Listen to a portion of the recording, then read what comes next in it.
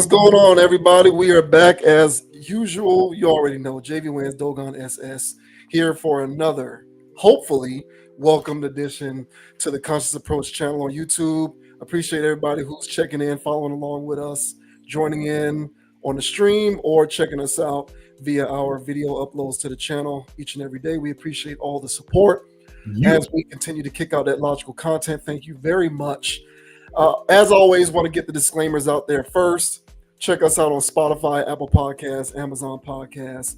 Conscious Approach, you can search us. We are now available everywhere. Well, not everywhere, but in the most apt places for you to receive your podcast. So if you're not in position to check out the YouTube videos, but you are, in the car or you at the gym, you want to get the auditory face, go ahead and check us out. Spotify, Apple Podcasts, Amazon Podcasts. We are now in those places. Just want to be available in every way possible. Also, check us out on Instagram at Conapproach, CONAPPROACH. I had put TikTok on hold because I didn't know what was going to happen, but it looks like at least for the next 70 days, TikTok is still around. So working on getting the channel going so that we can get the videos popping there as well. But in the meantime, you already know where to find us: YouTube, Spotify, Apple Podcasts, Amazon. So that is what we got going on, man. We appreciate the support. Always remember to hit that like and subscribe button, leave a comment, let us know what you think about the commentary in this or any other video as we continue to get things rocking and rolling. Thanks to everybody who has joined this community along with us. We do it for the love, engagement. So thank you in advance to all those who will be joining the tribe in the future. And of course, much appreciation to all those who have already done so. Now, with that out of the way, we're going to go ahead and get everything moving. First thing that we are going to go ahead and talk about today is Snoop Dogg, who is doubling down on answering the haters, letting the haters know that backlash towards him, he is not fazed by it. Although he did not specifically say this, he is seemingly responding to people who are upset with him because he elected to perform at the crypto ball, I think is what it's called, which was Donald Trump's inauguration celebration event. To anyone who has been keeping up with this, Nelly caught a whole bunch of backlash for this, to which he also responded and doubled down, saying that he respects the office, so he ain't tripping off the backlash. Even people associated with Nelly are catching strays, like Ashanti. Ashanti ain't even have nothing to do with it, but some of her zombie fans decided to shut down fan pages on Instagram because they are so upset that Nelly decided to perform at this event. Like we said, also Snoop Dogg, Rick Ross took a lot of flack, as well as Soulja Boy. Anybody who is melanated took a lot of heat. Actually, let me take that back. Anybody, period, took a lot of heat for deciding to be a part of these proceedings, because even Carrie Underwood, who agreed to sing America the Beautiful at one of the events surrounding the inauguration, took heat. So obviously skin color is not the line of demarcation separating those who will get criticized from those who won't when it comes to anything Trump related. Snoop Dogg is no exception. And he is basically saying, hey, listen, let's focus on the right things. You are not stopping my joy. If you're mad at me, it's just wasted energy. So you can either focus on the things that matter or continue to dwell in your own misery. But suffice to say, Snoop is not here for any of the criticism. He frankly doesn't care, and he's unfazed by it. So that is going to be the topic that kicks off tonight's episode. So this says, Snoop Dogg issues defiant response to Trump performance backlash. You can't tear me down. Snoop Dogg has finally responded to the criticism he's received for performing at an event in celebration of Trump's return to the White House, and he isn't waving the white flag. While Snoop had previously been an outspoken critic of the controversial president, he, along with Rick Ross and Soulja Boy, performed at the Crypto Ball, one of several inauguration events held in Washington, D.C. earlier this month. After facing heavy backlash online, including from his own fans and social media followers, Snoop addressed his decision to perform at the event in a video posted on Instagram on Sunday, which was January the 26th. So I am not going to read these quotes because we are just going to go ahead and play the video. So here is what Snoop had to say in response to those who have a problem with his decision to do this.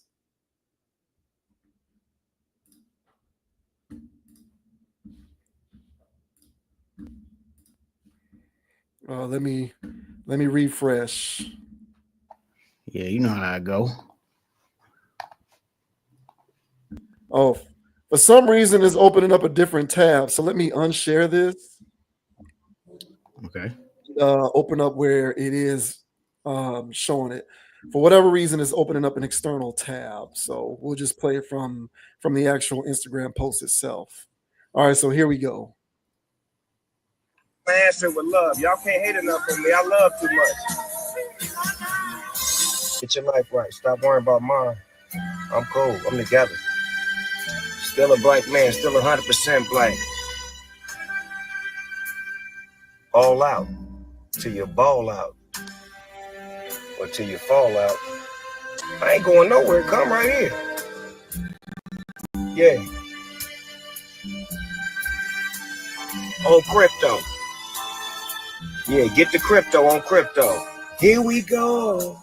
We gotta learn to pick each other up instead of pulling each other down. That's what we great at as black people. We great at tearing each other down. You could be up one minute and they'll try to pull you down the next. But I'm a strong black man. I'm cut from a different cloth. Can't tear me down. I'm one of God's child, one of his children. And I'm taking the load. Oh, here we go. Shout out to my grandkids and my kids, and my beautiful wife, my brother, uncles, aunties, family members, cousins. Y'all know what it is. Bang, bang. Only way to beat hate is with love. Learn from the dog. Teach you something every day. God bless y'all. I'm out. Hey. For all the hate, I'm going to answer. All right, so the article goes on to say Snoop Dogg was dragged on social media after he performed at the pro-Trump event and posed for pictures with far-right influencers. A former Barack Obama staffer accused the rap legend of being a hypocrite after previously criticizing black artists who performed at Trump's first inauguration in 2017. Who would have guessed that Snoop Dogg would end up being one of the Uncle Tom ass N words he himself railed against not long ago? What a effing sellout, they vented on X, formerly Twitter. Despite his past animosity, Snoop has softened his stance towards Donald Trump ever since he pardoned Death Row co-founder Michael Harry O'Harris in early 2021. In an interview with the Sunday Times last year, the Dog father said, Donald Trump, he ain't done nothing wrong to me. He has done only great things for me. He pardoned Michael Harris. So I have nothing but love and respect for Donald Trump. So, what do you make of Snoop, Mr. Calvin Brodus's defense against those who have a problem with his decision to perform at this event? Again, he didn't specifically say that that's what that was in response to, but you can put two and two together. So, well, I mean, his laid back demeanor about all of that, you know, that was like money talking right there. That was fresh off. I just cashed the check. You know, that's how I normally feel. You know what I'm saying, when payroll hits. So, you know, I can feel his enthusiasm on that. So I'm not mad at that. You know what I'm saying? So, but this is why, honestly, I really don't feel like entertainers should be getting involved in politics like that. You know, they're going to because they're commissioned to and paid to. But I really feel like, you know, steering clear or just being neutral would be the best stance. Because whenever you go to these things, a lot of the people that are responsible for your being relevant still, you know, they could be a little fickle and on both sides of the fence. So you could be losing people. Now, if you came in the game like that, you know, on one side or whatever, then that's one thing. But, you know, if you were just never in the political scene and then you hop on it like Snoop does, then, you know, people are going to have their reservations and unfollow and have things to say. But honestly, I feel as though the guy can do whatever the hell he wants. I mentioned last time when we were talking about Nelly that, well, he is just an entertainer. He'll do anything for a damn check. And honestly, much like how I mentioned with the Nelly situation, Nelly ain't really getting money no more from our community anyway. So, Snoop's out here doing shows and, big shows at these large venues, and it's a mixed crowd, if you know what I mean. He's sitting around here doing The Voice. He's sitting around here doing other things, chilling with Martha Stewart and other stuff. Like he don't care about that no more. He's not in the trenches anymore. He's not pulling up to some your local club to do a show. So this guy's he went all the way Hollywood. So it's not like the people that are upset about this are the ones paying him anyway. Now, does that make it right what he's doing? No, but it makes him he's in this position where he can stand on what he's doing, stand on what he's saying, and he doesn't feel any type of way about it. So, but if it was a situation where like literally 90% of his income, 80% of his income, 70% of his income was coming from the people that he's pissing off, he wouldn't have did it. But no, his money changed a long time ago, and it's been shifting over the past decade or so. So he's not worried about that. He got himself a check. And honestly, man, again, people's political views are their political views, man. I mean, it's so divisive nowadays, man. And I know politics was always a thing. They always say, hey, don't talk about religion, don't talk about politics, and I've been hearing that since I was a young man. So, I know that this has always been a thing, but, I just can't help but feel, I don't know if it's recency bias or not, that people are really on edge about this stuff lately. And if you have your stance, then apparently you're the opposition and an enemy. So, yeah, man. So Snoop, that was fresh. That was like fresh off. I just cashed the check energy right there. He didn't give a damn what anybody had to say because he saw those commas in his bank account. But what are your thoughts on Snoop D-O double G out here trying to spread love over the hate? What are your thoughts, bro? I'm not upset with him for deciding to do the performance, nor am I upset or feel some type of way about him defending himself, because his decision to do this has nothing to do with politics, and it has everything to do with being paid. Snoop is like Shaq. These guys are built businesses, man, not a businessman. Mhm. They have very few things that they are willing to compromise in order to seek any sort of opportunity. I harken back to Dave Chappelle, his stand-up, for what it's worth, way back in 2004 when he was talking about celebrity hero worship. And when he started talking about worshiping celebrities, there was one point in his set where he said, I've done commercials for Coke and Pepsi. He said, I've done commercials for Coke and Pepsi. I don't give a damn what comes out of my mouth. I just say whatever it takes. Whatever it takes, that's what I'm saying. Mhm. And then he goes on to say, want to know a secret? I can't even taste the difference. Surprise. All I know is Pepsi paid me most recently, so Pepsi tastes better. And that's exactly what this is. That's exactly what this is. These individuals do this because they're being paid to do it, not because they are aligning themselves ideologically with whatever political candidate they are performing on behalf of. But that's what people do. People leap to the conclusion that one's decision to perform at an event such as this by default means that you are ideologically aligning yourself with the ideologies of that individual. And even if people are willing to concede that that isn't necessarily the case, what they are saying is, at the very least, you should be mindful of the fact that people are going to do that. Therefore, you should consider not doing it, or else risk alienating yourself from people who look up to you. And my response to people who feel that way is stop looking up to these celebrities, because again, they will do commercials for Coke and Pepsi. They don't care what comes out of their mouth. They will say whatever it takes just to get the money. They'll say whatever it takes, and they don't know that whether Snoop ideologically aligns with MAGA Republicans or not, you'll never know, because these individuals will take the opportunity to do this because it comes with a big payday. It comes with a hefty payday.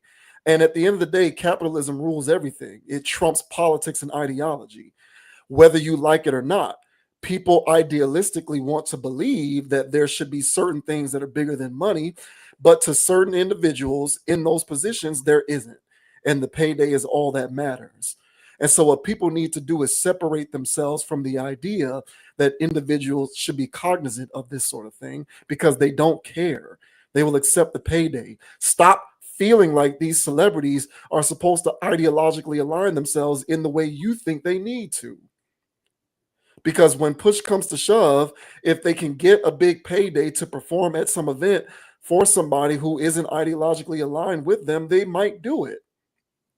So why are people so disappointed, right? Like, what causes an individual to become disappointed? To all the people who are upset with the likes of Nelly and Snoop Dogg because they performed at the crypto ball, why are you disappointed?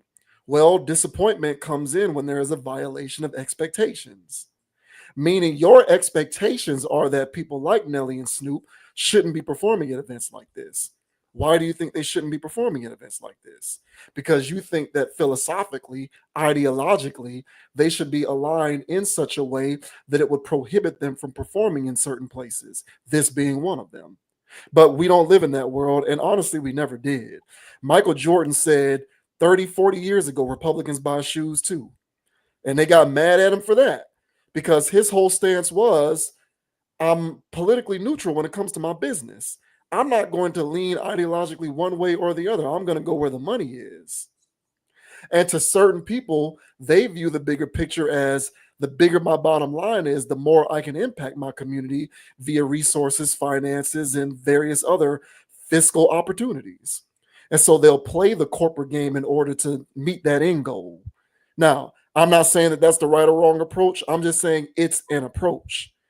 And you can't necessarily, well, you can, but I believe it's wasted energy to cast aspersions on somebody who takes that route. Every single individual who is upset because of people like Snoop Dogg and Nelly performing at events like this, they can speculate, but they don't definitively know one way or another what those individuals' political leanings are. They are drawing conclusions because of their decision to do this. But their decision to do this is based purely on getting a check. And when it comes to capitalism, right or wrong, fair or unfair, I feel like you have to separate your ideological leanings from one's propensity for seeking opportunity. And we can live in a pie in the sky world where you feel as though there should be a line that you shouldn't cross for no amount of money. And that's a cute sentiment, but some people don't care and they don't feel that way. And at the end of the day, are you really going to get mad at them if Snoop Dogg were to show up in your neighborhood trying to put $1 million or two worth of resources into your neighborhood to make it better? You're going to accept whatever it is that he wants to contribute. You will. Not you specifically, but people in general. They will. Like all those people who are mad at Snoop because he performed at this event, if he showed up in a helicopter tomorrow in your neighborhood and was like, I got $10 million. I'm going to build a tech school, a community center, and I'm going to refurnish all of the houses in this neighborhood. Are you going to tell him no because he performed at the crypto event? No, you're not. You're going to accept that gift. And in part, he was able to bestow you with that gift because he took that check. So my point is, this stuff is all grayed out. It's all blurry. It's all matters of nuance. And my bottom line point is, people need to stop it with the celebrity hero worship and having expectations for these people. Because when it comes to the opportunity to get a check, there's very little that they'll compromise. Snoop included, Nelly included. And you got to get over that because you need to look at the right people to hold accountable for fixing things. Your local civil servants, your local leaders in your own communities, the people who are actually paid to be stewards of change in your areas, neighborhoods, communities, in your cities, and all that kind of stuff. Like, have that same energy for those people. But I think people have a general propensity for ignoring those individuals and latching on to celebrities and famous people who are just getting $1 million worth of a check to perform at an event like this. So it is what it is. If people want to get mad, they can go ahead and get mad. But at the end of the day, we need to chill with the celebrity hero worship, because they will do commercials for Coke and Pepsi. Yeah, man. Well said. And way to bring that Dave Chappelle joke in. Forgot about that one. So Classics. that was a great one. But yeah, man. So people, they're gonna be upset. Even with you waxing poetic there. They're still gonna be like, to hell with Snoop Dogg. And it's probably some people that's out here like on some, well, he doesn't, yeah, he can do it for the check, but it's still the image. The symbolism. The symbolism of it all. And but here's my thing with that. So yeah, Snoop did that. And for the people that want to be upset about the imagery, see, I love how these people get so outraged about this, but then turn around and watch Housewives of XYZ. I love how people do this and then go turn on Power chapter book 11. I love how they get mad at Snoop here and then turn on their favorite drill artists and talk about unaliving ops and selling drugs to the auntie and them.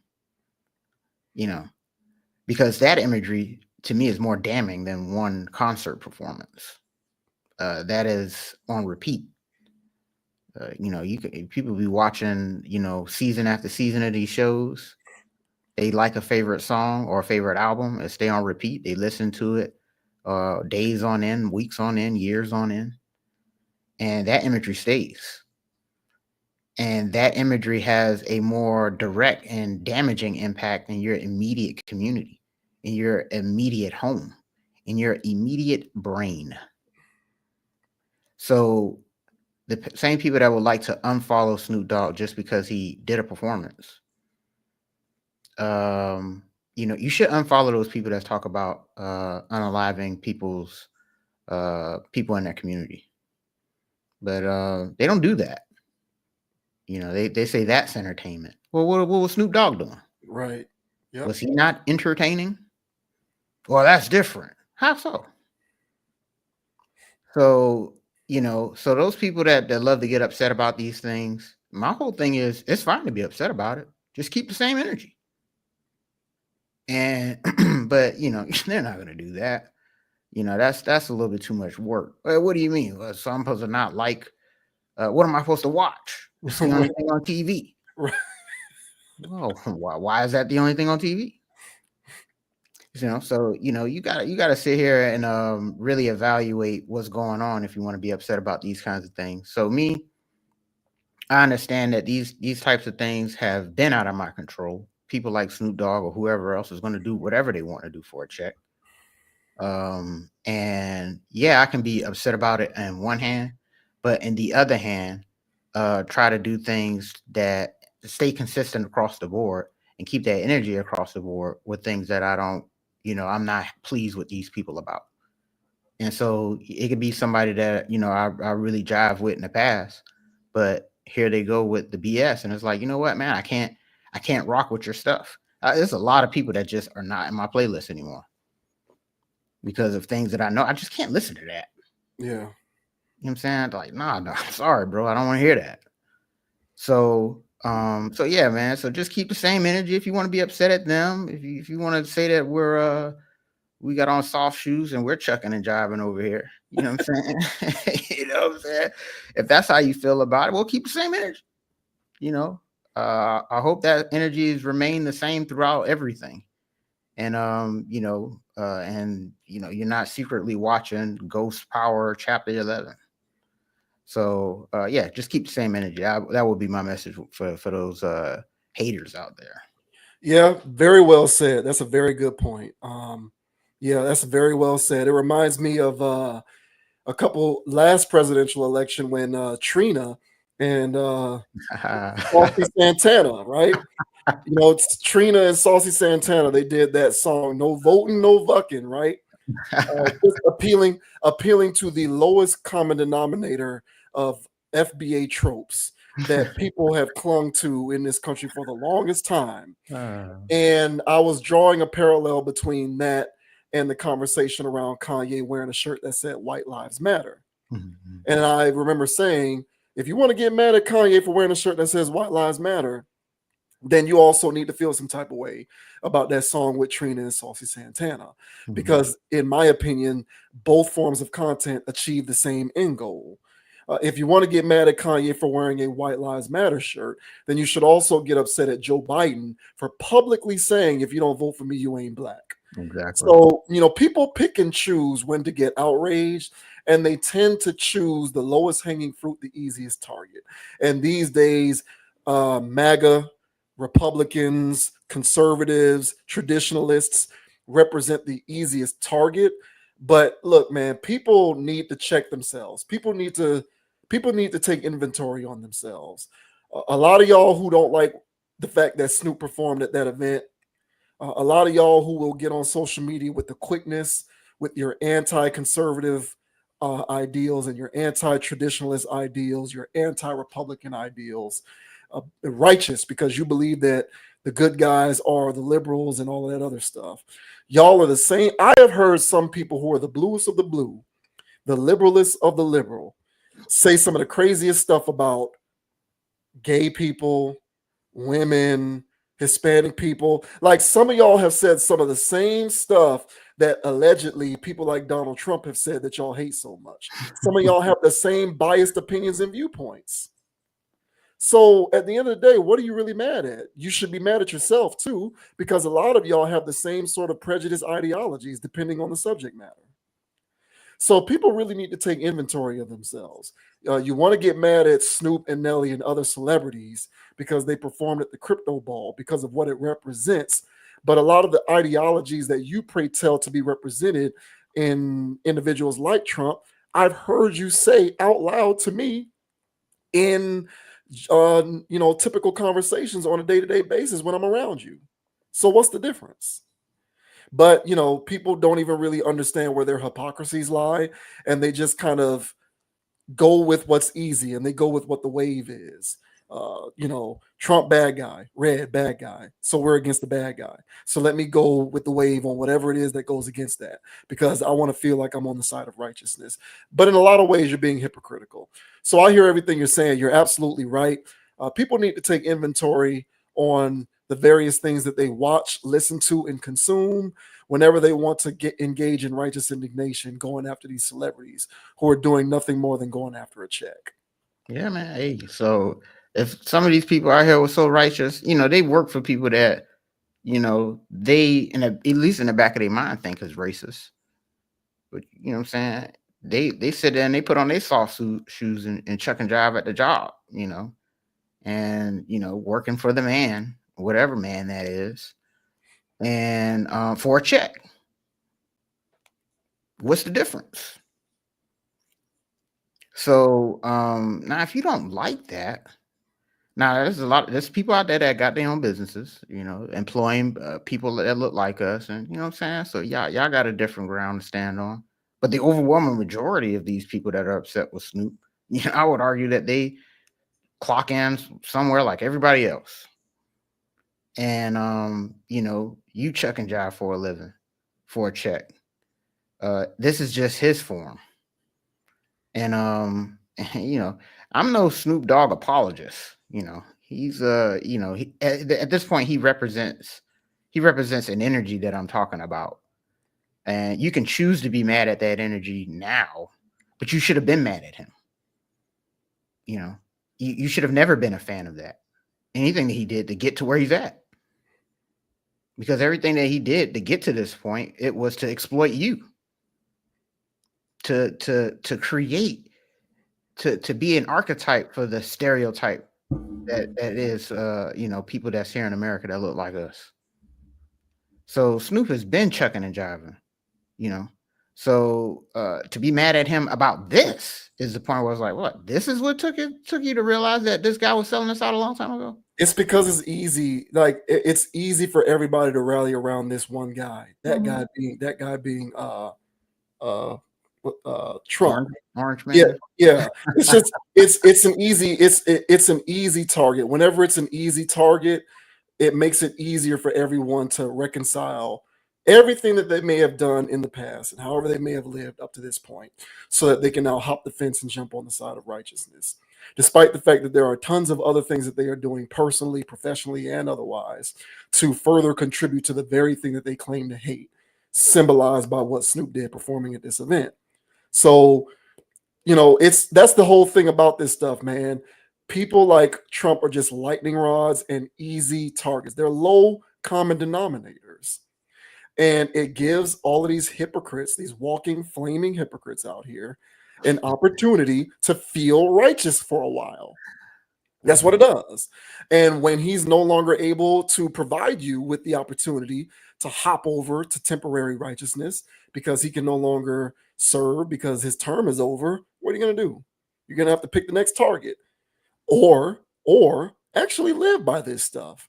And I would gather most people aren't going to live by this stuff. They're going to keep doing all the things that you're describing. They're going to keep watching the Powers, and they're going to keep watching the BMFs, and they're going to keep listening to the musics, and they're going to keep doing this stuff.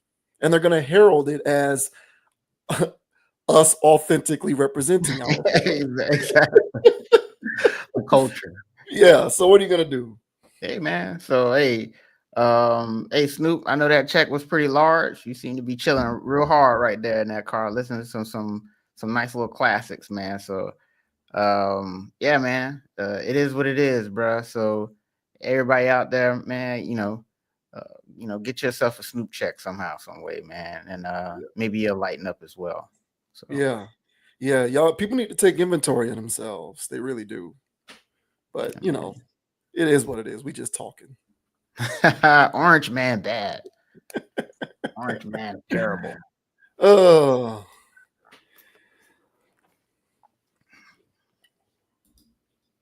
Next up, we have friend of the channel, Ms. Brittany Renner, who we have used as case studies for societal observations on this channel several times in the past. This will, of course, be no different. Brittany Renner has now turned over a new leaf, apparently. She utilizes her quote-unquote platform, and she now goes on social media to talk about her transition, how she is apparently a changed person. She is now a Muslim. She is a devout. She has devoted her life to God. She no longer cares about the things she used to care about. She is a different person. And she changed her phone number. She's done all of this stuff, and she's made all of these changes. And she's talking about it publicly. So Brittany Renner, for all intents and purposes, has done a complete 180. So we're going to, listen to what Brittany has to say here, as she has undergone this transition over the course of the last, I would say, 6 months to a year. And then we will offer up some words or some takes in response to what she had to say. So here's Brittany Renner talking about her changed life. She's a different person. She's a new person. Allahu Akbar. Right. First of all, Allahu Akbar. When I originally joined Instagram July of 2012, I joined for two reasons: validation and male attention. And now that I no longer need either of those things, I am developing a new relationship with just social media itself. So my posting has been a bit inconsistent. I've been Muslim for 5 months and I love it here. I haven't had a drink in 6 months, haven't had sex in 8 months, and I changed my number 4 months ago. So if you went green, now you know why. This has been a really beautiful purification process for me of the mind, heart, body, and soul, and an opportunity for me to meet myself deeper. What I have discovered is how deserving I have always been and am. Even with wearing the hijab, trusting so much so, and who is meant to see me will see me for the right reasons. I have been filming the last few months. If you know, you know. Calm seas never made a skilled sailor, so I have been having fun sharpening my sword and learning along the way. I feel free. I do not belong to this world. This world did not give me my joy, and it can't take it either. And alhamdulillah for that. I just love it. I show you a lot at the dates. And I hope all is well. All right, so that's pretty much it there. So, you know, she seems to be in a different place, I guess, based on this, I suppose. But given her history, obviously, this has to be a bit jarring for some folks who have been passively or directly following along with moves that she's made prior to this point for the 10 years leading up to this. So, what do you make of this transition of hers? Are you buying it? What do you think about what she had to say there? Boy, this is you know, you want to be hopeful of people's you know, spiritual journeys and hope that they're doing the best that they can on their journey. You know, I would have to take her word for those dates of which she said that she's been doing these things. I'll take her word for it. You know, it's a part of me here that goes, congratulations. And, you know, then there's another part of me that goes, well, you know, there's still clearly more developing that needs to happen. You know, not on some highly scrutinizing stuff, because again, once you're dealing with people's spiritual journeys, me personally, I take that serious. Now, if she's grifting on this, so be it. But I'm gonna still speak on it in the sense that she's actually gonna try, or actually attempting. But you know, when you're doing these walks of faith or what have you, and just like how she was saying, like, oh yeah, you know what I'm saying, I no longer do it for validation and you know all these things. Well, what are you online telling me for? Exactly. That seems a bit contradictory. You know, if you didn't need any validation, you would go completely off the grid. Exactly. So some part of this still seems that so she still needs some healing. So she's only a few months into this. So I'll allow that because when you go down that path, man, and you've acquired so much life traumas, just because you say you signed on a dotted line to whatever walk you're taking doesn't mean you're going to be a 180 tomorrow or 6 months later. So if that's her faux pas, that's her faux pas. But I would tell her that, hey, I heard that. So if you didn't know that you were still doing that, well, I'm going to go ahead and throw that out there that you're still doing it. You're just doing it in another way. So, you know, we'll see what's going on with these things. I still think that she's still Brittany. I think she just wears different clothes. And she may have had a sex sabbatical, you know, may have had a drinking sabbatical. And if she did, then, you know, right on to that. But, you know, I still think there's more to go. You know, I'm not Allah, so I can't judge her. I can't judge her. But what I can do is observe what I just heard, and I heard a little contradictions there. But what are your thoughts on Brittany Renner? Still doing this. Honestly, bro, I thought it was only going to last like a month or two. So she's already proven one of my things wrong in the past. She's still keeping this up. Now, how involved in it is she? I don't know. I just thought this was a few month grift, but, you know, she's still doing it. So what are your thoughts on Brittany Renner out here trying to reform her life? I'm going to be consistent. You know, some of the things that I regularly talk about on this channel are paradigm shifts. And I have said many times in the past that if you want things to be different, you as an individual do have the capacity to undergo a paradigm shift. Speaking of taking inventory, which we just talked about in the previous video, you can take inventory on the things that matter. And if you want it bad enough, you can undergo a paradigm shift and make changes for your perceived betterment. So if I truly believe in those tenets, which I do, then I'm going to give her the benefit of the doubt. Perhaps she is undergoing a paradigm shift and she really is going to commit herself to self-improvement in this way, because self-improvement can mean different things for different people. So let me get that out of the way. So I'm not going to kill her per se. and say that I totally think she's grifting or I totally don't believe her, because I do want to grant her the grace of being able to undergo a paradigm shift. I don't want to take that away from her. Now, having said that, a few of my observations in that video. Number one, and you took the words right out of my mouth, I truly believe that if you are doing this and it is in your heart and in your soul, there's a part of me believes that you no longer need internet attention. Like you no longer you feel the need to document your life online. You don't need to get the adulation or the feedback from others by posting. You can just live a private life where you're doing this and it's a part of your life and you don't really need to post about it. So despite her saying all these things, she's still posting, and she's saying she used to do it social media for male attention and validation, but you're posting. And in my opinion, it doesn't matter what kind of posting you're doing, on some basic level, you're seeking some kind of validation.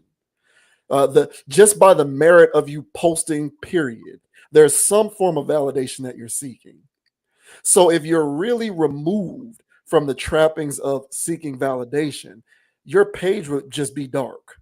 And I haven't seen a post from you in the last year or whenever you started this. You're just living life, doing this, being Brittany, being a private citizen, not needing to hop online to document anything because you're removed from that, from that particular trapping of being a human.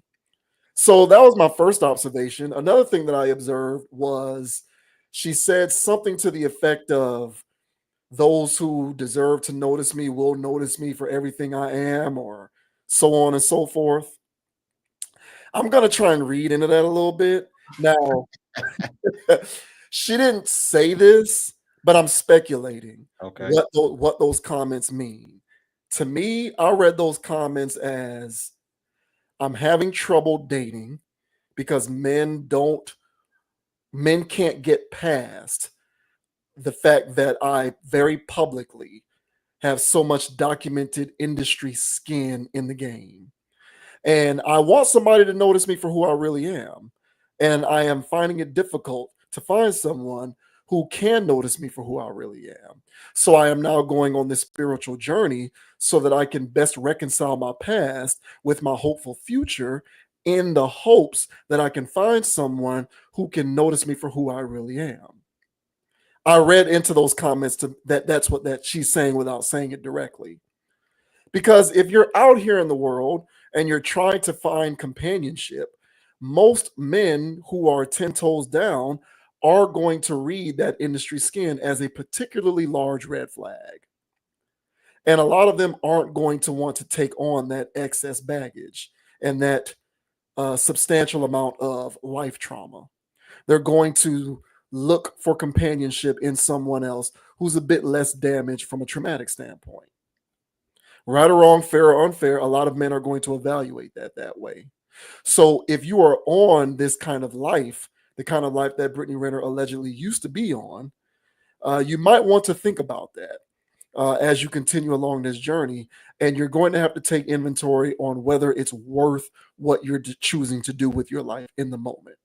Because when you decide that you want to get on the straight and narrow, you might find it difficult to seek and obtain certain basic things that other women can obtain more easily than you because of the life path that you've charted for yourself. That brings me to my third and overall point.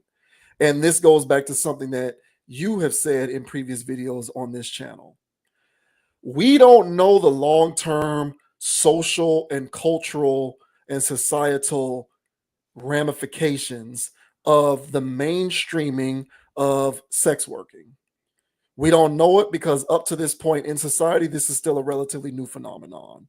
So we don't know the long-term psychological, mental, and emotional ramifications of this.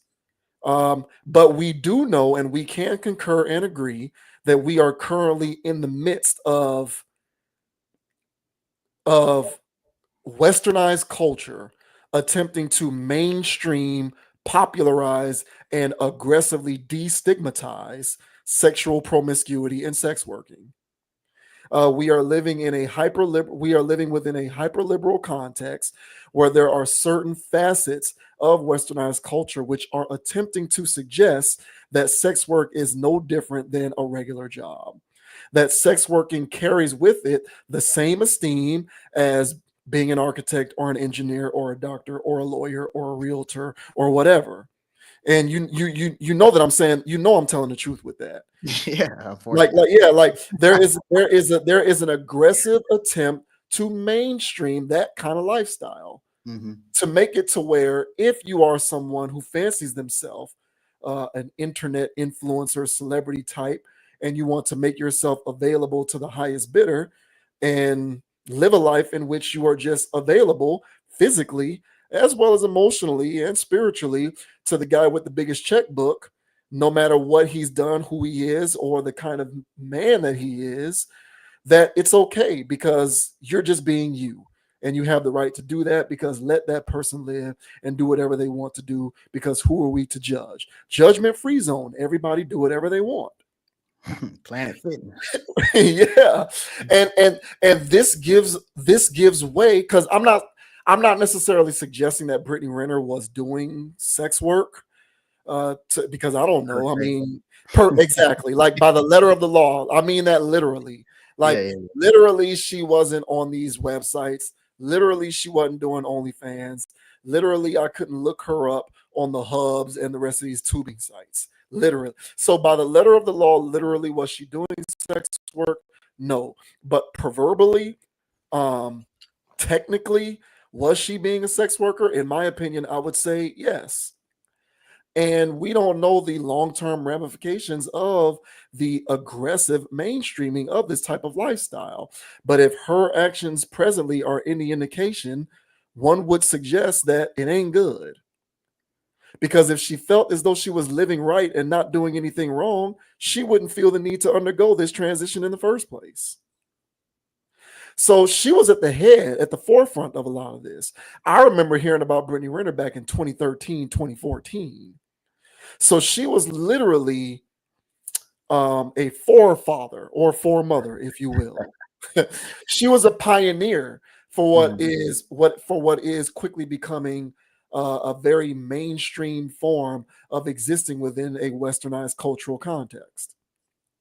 So maybe it takes a good 10 to 12 years for an individual such as her to have a come to Jesus moment and realize that maybe I need to make some changes. So we'll continue to see how a lot of this stuff plays out. But I think what many of us can take away from this journey that she is currently undergoing is kudos to her. If it is authentic, if it is legitimate, and she is making an ardent attempt to undergo a paradigm shift, I, of course, am not going to take anything away from her doing that.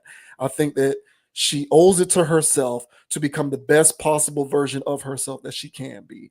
And I give her congratulations if it is real and authentic, and hopes that she can succeed in that way.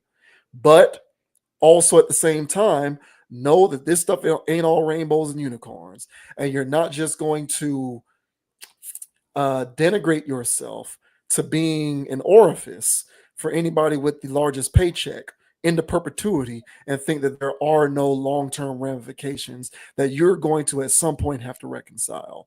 So to everybody out there who is doing this stuff and living this life, good luck, because you're probably going to have your come to Jesus moment yourself, and hopefully you can do whatever it is that you need to do to get back on the beaten path. Yeah, and and for Brittany, she had a come to Allah moment. Right. Yeah.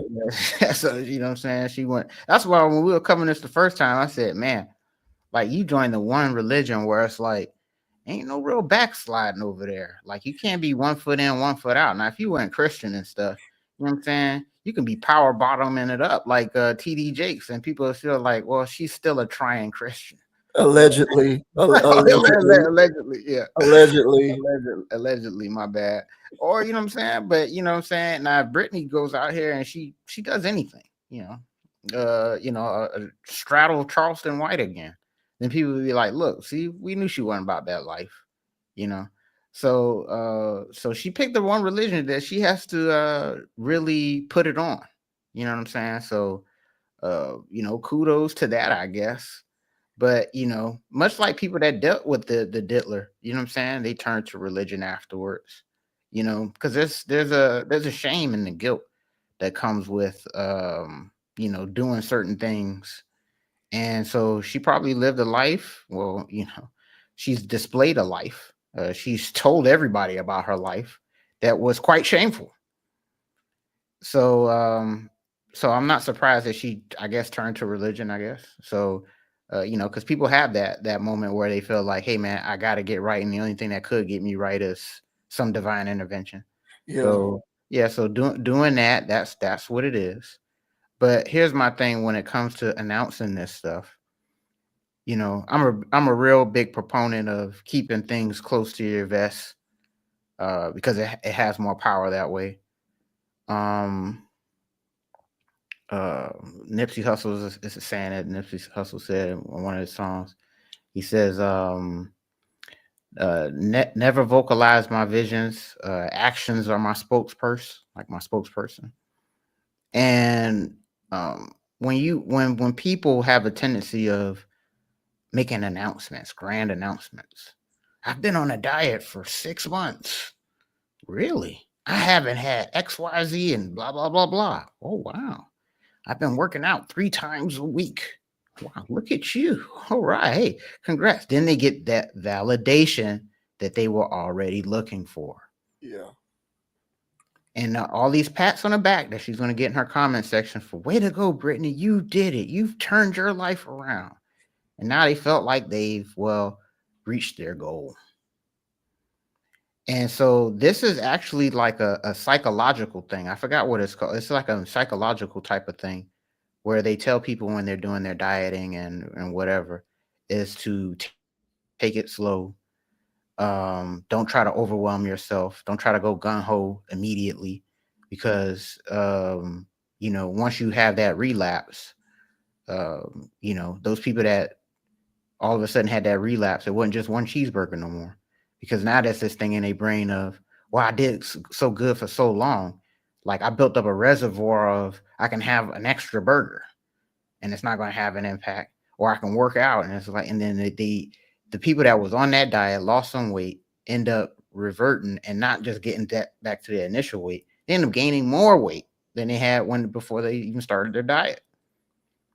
So my thing is, if she's doing herself a spiritual diet and she's doing herself a spiritual cleanse, and this isn't something that's going to be for the long haul, it could have its negative ramifications to it.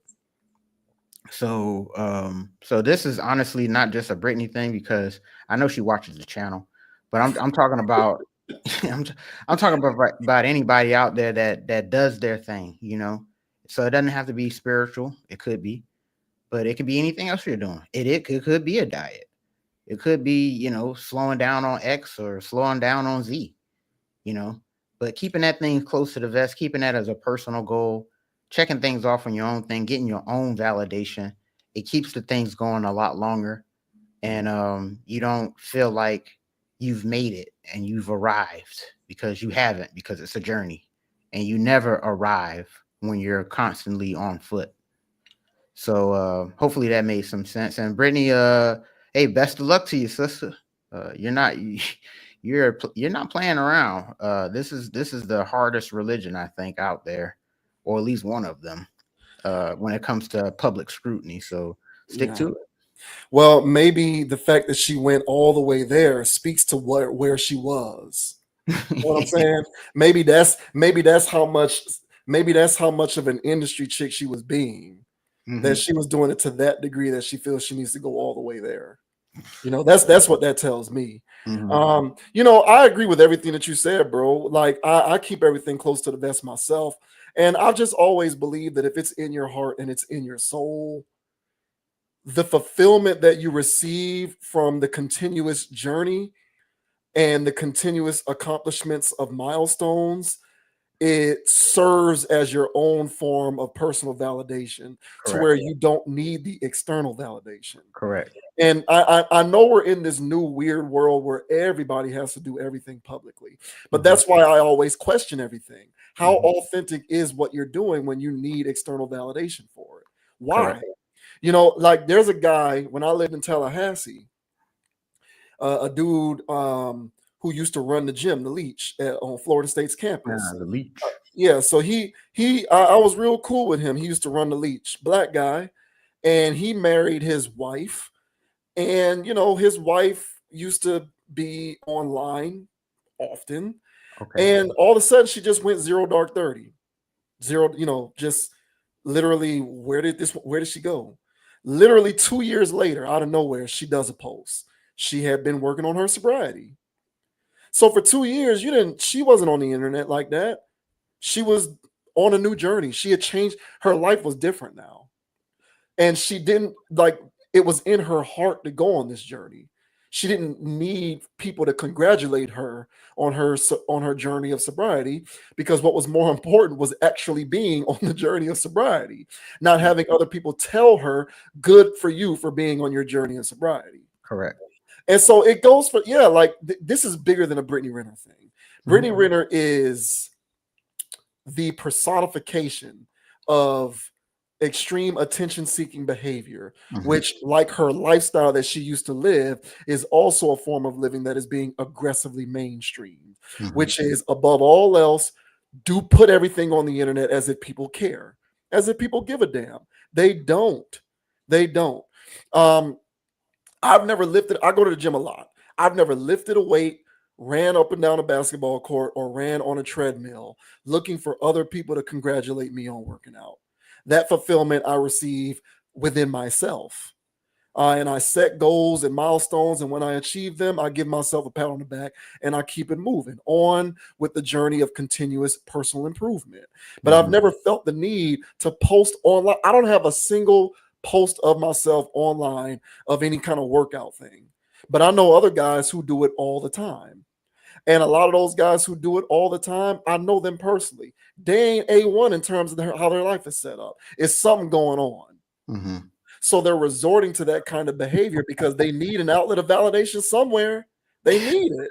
They need it. I ain't gonna mention no names, but you know who I'm talking about. I ain't gonna mention no names, but y'all know who I'm talking about. You know who I'm talking about. And it's like, bro, what are you doing? You thirst trapping? You're a dude. You're a man. What are you doing? Hey, man, you gotta get it somehow, bro. I guess so. But I know some of these individuals. I know some of these individuals, and these guys are 40 plus, and their life is not nearly as close as to where they want it to be. But they have all the time in the world to do this very beta behavior of seeking online attention and validation by posing workout pics with their shirts off. And it's like, good for you, bro, but it's not really in your heart to be like that, because that would be, you would just do it without needing others to compliment you on your workout regimen. And it's not to minimize it solely to working out, but it's a microcosm of our propensities for doing things like this. So I hear you 100%. I truly do believe that the one caveat or the one eyebrow raise that I have towards her is the fact that she's still posting in the first place. And, you know, I'm not trying to create, I get that sounds draconian, or what you're trying to say, people shouldn't post anymore. Kind of, yeah, that is what I'm saying, a little bit. Like, why do you need that to be a part of your life? Seriously, think about that. Like, why do you need to be on this journey but still try to be an influencer? Who cares? Like, unplug, take the red pill, get out of the matrix, and be an example to people, you know, in person, in real life. Walk by faith, not by sight. But I agree with all that. I hear everything that you're saying, and that's the one aspect of this that does have me questioning whether it is legitimate into perpetuity. But for now, I'm going to give her grace, because everyone deserves the right to be able to undergo a paradigm shift in whatever way makes sense for them. And so if that's what this means for her, I hope it continues, and I hope that it is legit, because there's no walking it back if it's not. And also, again, most importantly, to all of these people out there who are living this flesh surface level world, allowing themselves to capitulate to these weird ideologies where you can just do whatever you want and there's no long-term price to pay. There is a long-term price to pay for being an industry chick. There is a long-term price to pay for being a sex worker, documented or undocumented, real or theoretical. There is a long-term price to pay for that, and it's your soul. And if you are willing to concede that, then do it. Do whatever it is that you got to do. I believe most of us are going to regret our decisions to do so, because we will see that we probably shouldn't have conceded that when we had the chance to make that choice. Hey, well said, man. So we'll see. We'll see how this journey goes for Miss Renner. I know she's gonna post about it.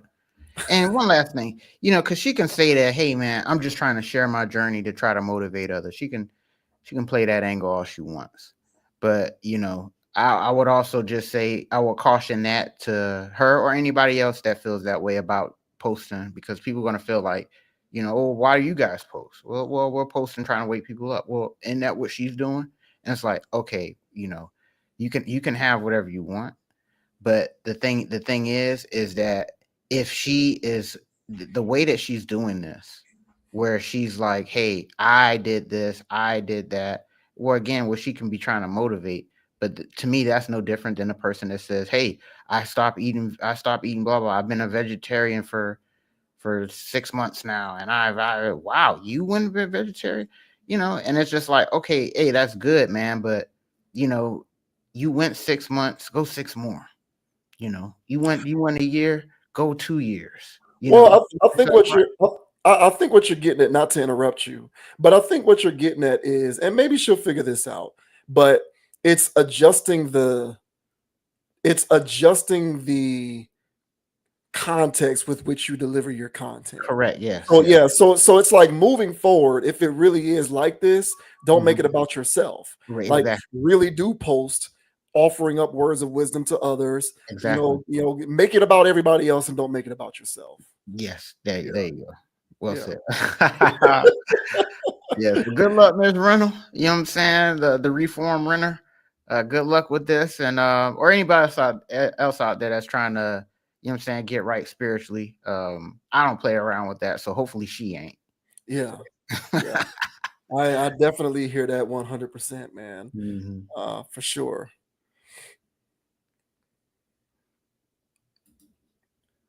Now we're going to talk about Maverick Carter, who is a long-term business partner and manager of the LeBron James.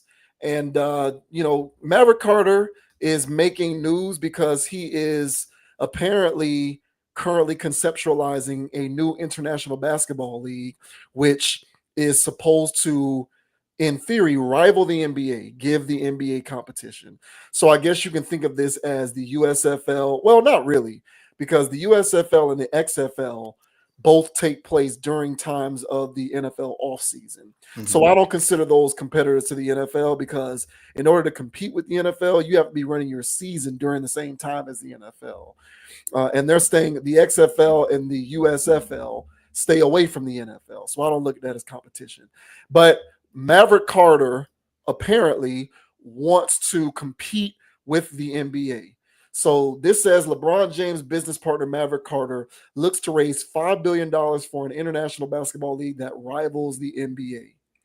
LeBron James' business partner and Clutch Sports Group founder Maverick Carter is looking to own an international league. Since 2006, Carter has been working alongside James within the business world. The pair had been playing basketball together in high school, and Carter was a trusted figure in James's life. For that reason, he was tapped by the NBA superstar to assist him on the business side as his sports career was taking off. Since that time, Carter has been a pivotal player in James's journey to become a billion-dollar athlete today. Carter has served as his manager, and they have launched several businesses together, including Spring Hill Entertainment, which merged with British television, film, and music production company Fullwell 73 in 2024, as Afrotech previously told you. The pair also have stake in Fenway Sports Group, which brought the NHL's Pittsburgh Penguins, Liverpool Football Club of the English Premier League, RFK Racing, and the MLB's Boston Red Sox into their portfolio, among others. It's breaking down the barriers, James sports agent Rich Paul told CNBC about James and Carter taking a minority stake in the Fenway Sports Group and thus the Boston Red Sox. You're talking about a game that was once limited. Jackie Robinson and Roberto Clemente, guys like that, people didn't even want to play the game. The Negroes had to have their own league, to us now owning and representing in that business sector. It's a testament to us continuing to evolve and not being complacent. It appears Carter is scaling his interest in ownership to the international level. Bloomberg reports he is eyeing owning an entire basketball league alongside a group of investors. They have already secured the interest of several other investors, including UBS Group AG, Evercore Inc., SC Holdings, Skype co-founder Jeff Prentice, and former Facebook executive Grady Burnett, as the investor group looks to raise $5 billion to launch an international basketball league comparable to the NBA. At the time of this writing, James is not currently listed as one of the interested parties. However, the athlete has reportedly made it clear he is looking to secure interest in an NBA franchise, particularly in Las Vegas, Nevada. My enthusiasm about being here post-career, bringing a team here, has not changed. The fans are amazing here. The NBA will be another great addition to this city, James said of his interests in a Vegas-based NBA team during a press conference in December 2023 per X. So that's pretty much the gist of it. So what do you think about this? What do you think about Maverick Carter being a part of an investment group trying to pull resources together to start an international league that is supposed to rival the NBA? Yeah, when I heard about this, I was shocked. I was shocked when I first heard the news on this. But then immediately, of course, the next thing is, right on, and we'll see what happens. Now, I'm not, if anybody has watched the show here, I'm not the biggest of fans of what they do over there, to be honest, and that's LeBron and his cronies.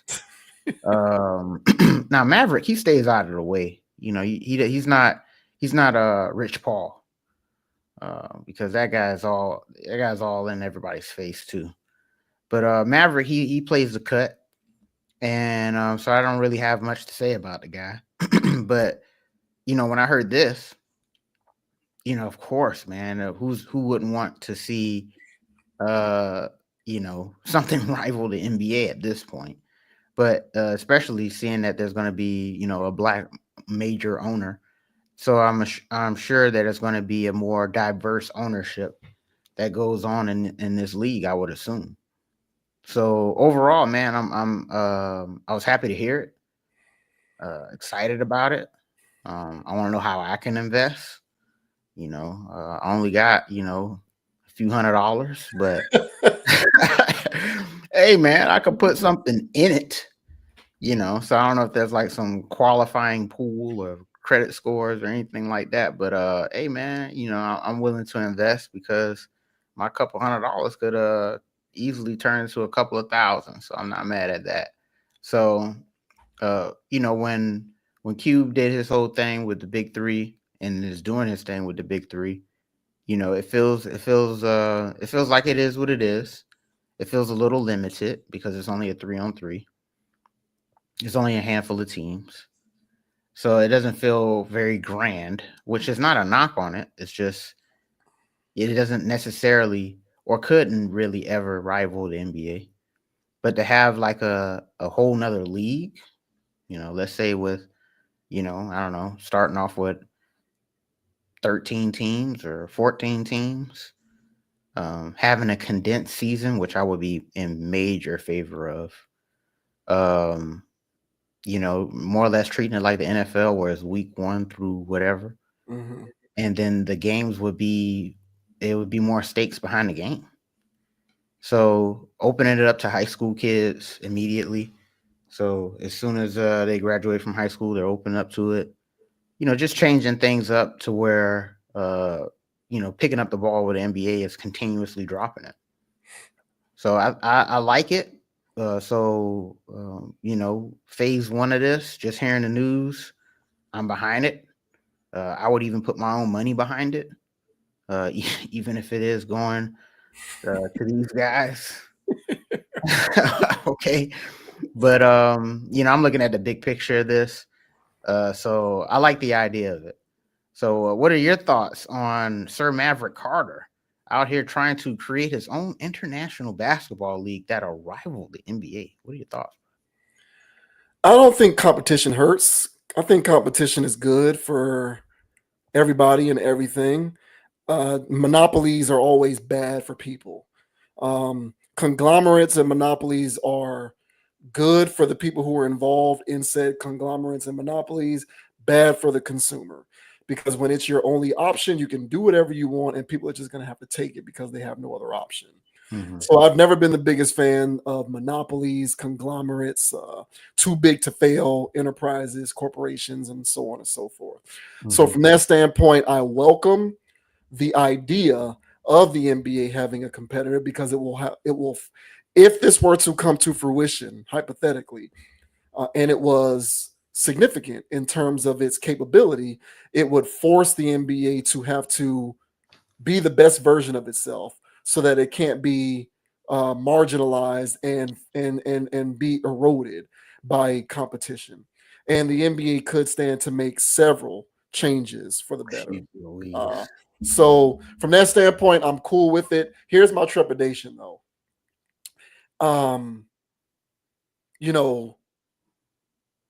LeBron, because I refuse to believe LeBron wouldn't be involved. Mm-hmm. I just refuse to believe that. So LeBron constantly over the years has unmuted, speaking up on behalf of his community. He's all over the place with the Black Lives Matter.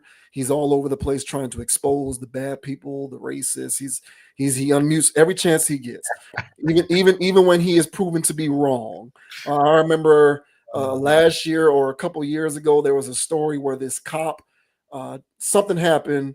A person ended up getting shot by a cop. And LeBron immediately leapt to social media talking about "you're next." I don't know if you remember this. No. So yeah, LeBron gets on I think Twitter or Instagram or something because he thought it was another one of these, situations. Puts the cop on his social media and he's like, "You're next, buddy. We just caught another one." Come to find out, the cop was saving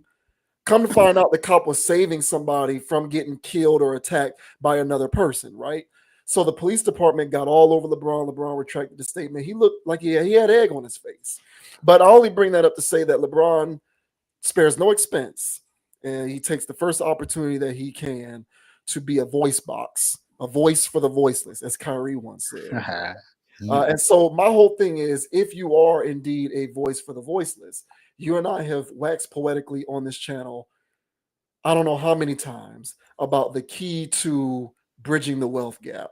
What are some of the things that it takes to effectively bridge the wealth gap and have more people than not on the other side of the wealth divide? Because right now it's growing and it continues to grow with more people on the non-wealthy side than people on the wealthy side. And we talk all the time about pragmatic ways to reverse ship on this so that more people can live abundantly and live more opportunistic existences. And one of the primary tenets that we preach upon that is ownership, right? And involvement gainfully in opportunities that can steer them down the path towards generational wealth. And since LeBron has staked his name to that principle on more than one occasion, and his business constituencies live by that, by the extension of him, I would hope that this would be a part of helping to create some of those various avenues. But reading this at first glance, I'm not really seeing where that's happening because, and again, I'm not here to cast aspersions on Maverick Carter or what they got going on. I'm just saying, upon reading the initial details, just to read some of this again, Spring Hill Entertainment merged with British television, film, and music production company Fullwell 73 in 2024. Now, I don't know anything about Fullwell 73, but if it's a British media entity, something tells me that isn't a part of helping to bring on your people in any sort of executive or ownership capacity. And then, um, they have a stake in Fenway Sports Group, which is a part of the Pittsburgh Penguins, Liverpool in English Premier League, RFK Racing, and the Boston Red Sox. So again, I'm not exactly sure that any of these power brokers or ownership organizations have helping LeBron's community at the top of the forefront of their minds in terms of some of the initiatives that they're going to spearhead. So I just want that same energy to be a part of this equation in whatever way that it manifests itself when it comes to this, supposed international basketball league.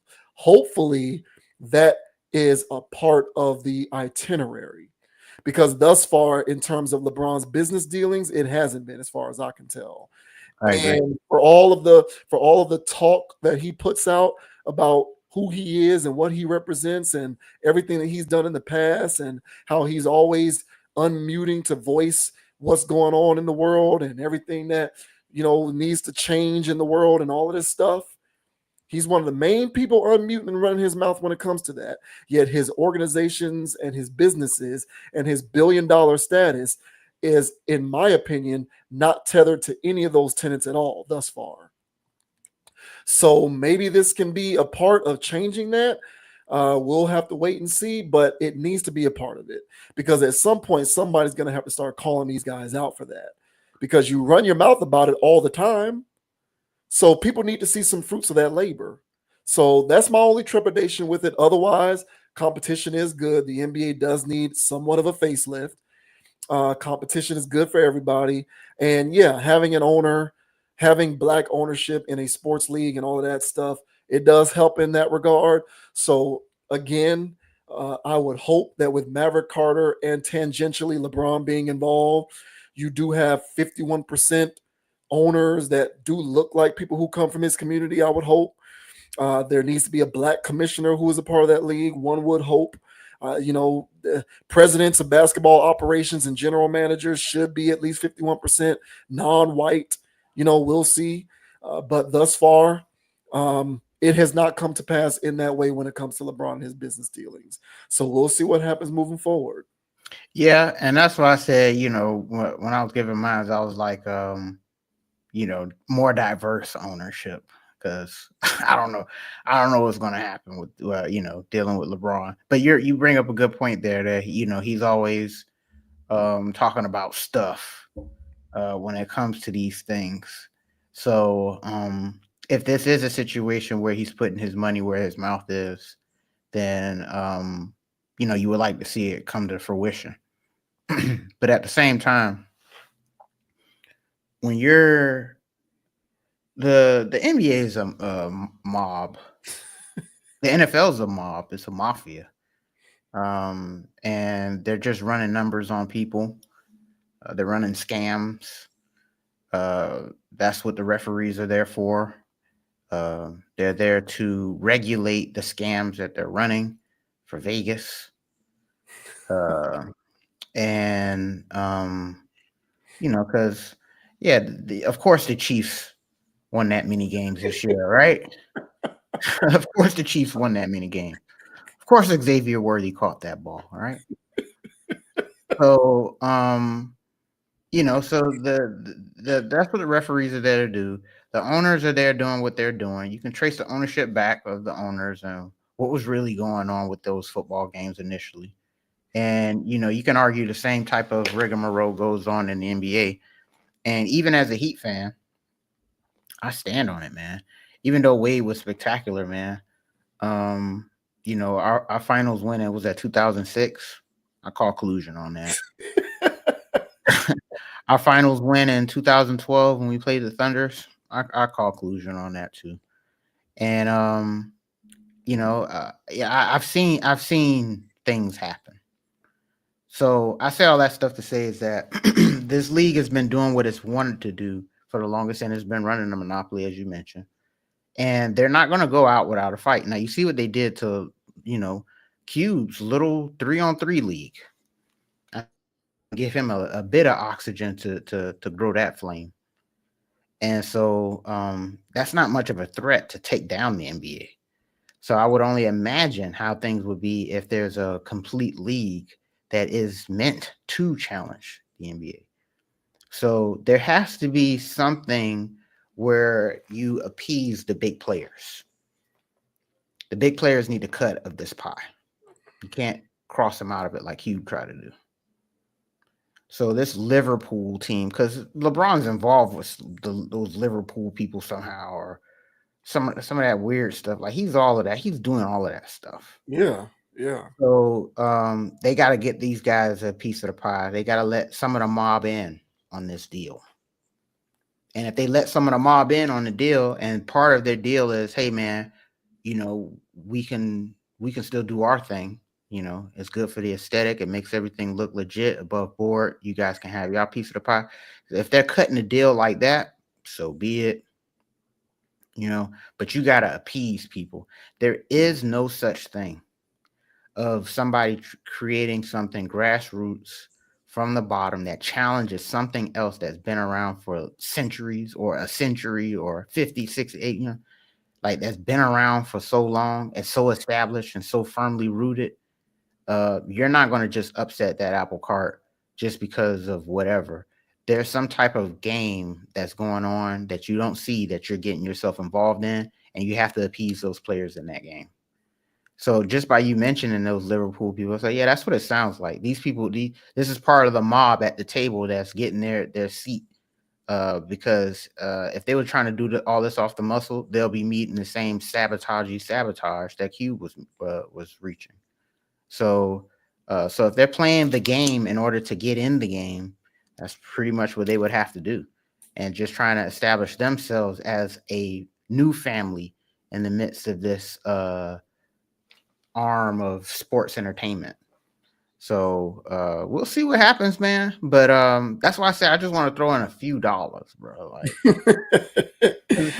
this is gonna do something. I think it is gonna do something, because if you're messing around with Lebanon, their favorite cash cow, because there needs to be something post retirement for this guy, unless he plays until he's 50 years old, which that's what he's supposed to be trying to get in on owning a team in Vegas. That's what he's supposed to be trying to do. Like that's supposed to be his post retirement legacy. Yeah, well, be that as it may, man, we'll see what happens with this stuff. But I believe in it. I think that this is going to happen. I think that they love LeBron. I think they like what these guys do.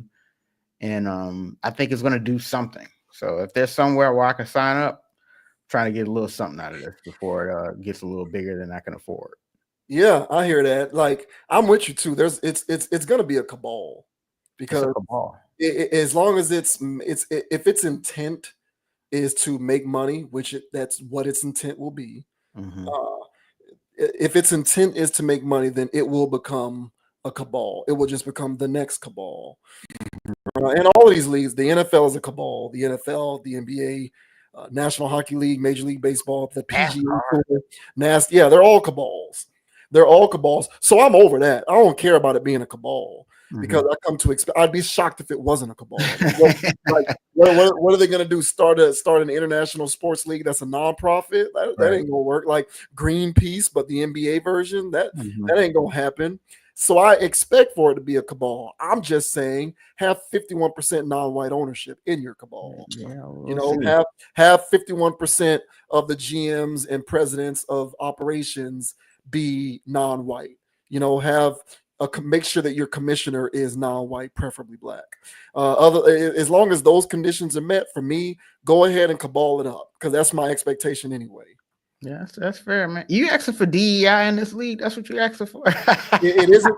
Again, it isn't DEI. It isn't DEI if it's owned by that said party. Oh, okay. You know what I'm saying? Like that was always my stipulation. Like, that's why I don't buy Facebook and all the rest of these corporations with their DEI crap, because the CEO and the shareholders and the owners, if it's a private corporation, non-publicly traded, they're all white people. So no, I don't buy DEI in that case.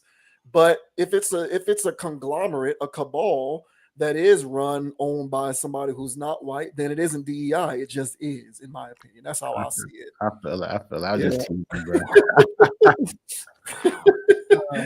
Oh, yeah. Good luck to y'all. Well, good, whatever. I guess hopefully, if it happens in the way that I'd like for it to happen, shouts out to Maverick Carter, and I'll even shout out LeBron, even though he gets on my nerves. Yeah. If it were to happen in that way. But otherwise, to me, this is just business as usual. So we're just gonna have to wait and see how this stuff bears fruit. Agreed.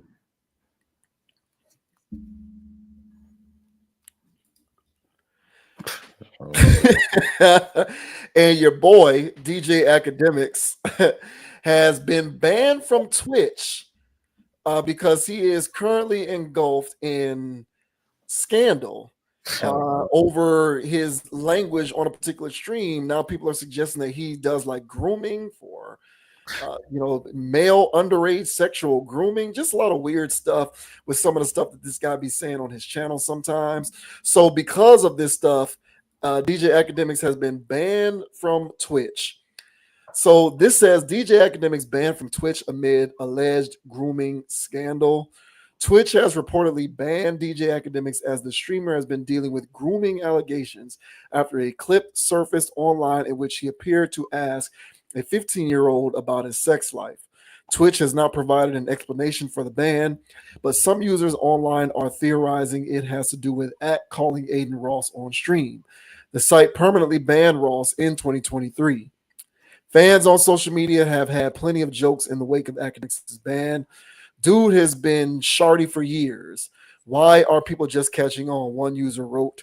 The Akademiks TV account eventually provided an explanation, writing, banned because he called Aiden on stream to talk with Kendrick Cousin after Aiden paid $10,000 to buy hospital beds and wheelchairs for Kendrick Cousin. Regardless of the post, fans weren't buying it. One fan responded, BS, it's because he's a pedo asking a 15-year-old boy if he's ready to be penetrated. Jesus. Yeah. As for the grooming scandal, Akademiks has since addressed the drama. This is about the 18th time y'all have tried to have this conversation, Ak said on a live stream. I get it. Y'all are upset. How do we cancel Ak? I'm still the biggest pause. What? You can't cancel what you didn't build, he added. I've done a lot of BS up in this game. Trust me, I've got mine off. This issue aside, which again, I am wrong. I will be better. This is a teachable moment. For me, obviously, I got to watch my speech. That's clear. Definitely a regrettable moment. And we're going to use it as a teachable moment because I don't think I've came this far, built this platform to be that irresponsible, right? And of course, I could throw out any type of excuses. Well, F all that, so I'll just take the responsibility. I should do better and will do better. Akademiks has yet to comment on the ban. In other news, Meek Mill, another friend of the channel, recently made headlines for advising parents to have their children block Akademiks. Taking to X, he wrote, if you're a parent, go get your kid's phone and block this man. He's grooming children with a very large platform that kids like. Also attempts to ruin Black families and Black success daily. Villain in the village. So those are the eloquent words of the very well-spoken Meek Mill. So what are your thoughts on this? DJ Akademiks has been banned from Twitch. Twitch says it has something to do with Aiden Ross and Kendrick. But people think that it's because Akademiks says weird stuff, and he was asking a 15-year-old boy about whether he's ready to be diddified. I'll say honestly, bro. So once this thing hit the airwaves, and I seen the clip, I was like, all right, so let's see what's going on here, because I heard about it first, and then I was like, okay, well let me listen to it. And I was just like how these lawsuits say, bro. I was mortified. I was mortified, bro. I was like, the cringe, bro. I was cringing the whole damn time. And that conversation, to me, I wasn't surprised that he talks like that. Wasn't surprised that he was doing it to a 15-year-old either. And the reason why I wasn't surprised about any of that stuff is because he always had this weird energy, and he was always really sus. He was, and his infinity for Drake, it crossed the line of fandom into a homoerotic type of situation. So I knew he was about that life. You know, when the whole Tekashi 6ix9ine thing was going on, this is where I really, because I was already on the fence, you know, because he had content. I was watching his content. I'm not going to sit here and lie. And because whenever something was happening in hip hop, he had, you know, his little videos. I would watch it. But he would say things here, say things there, or whatever. And I was like, whatever, bro. But what really drove me over the edge with this dude was his blind, obviously paid for promotion of Tekashi 6ix9ine.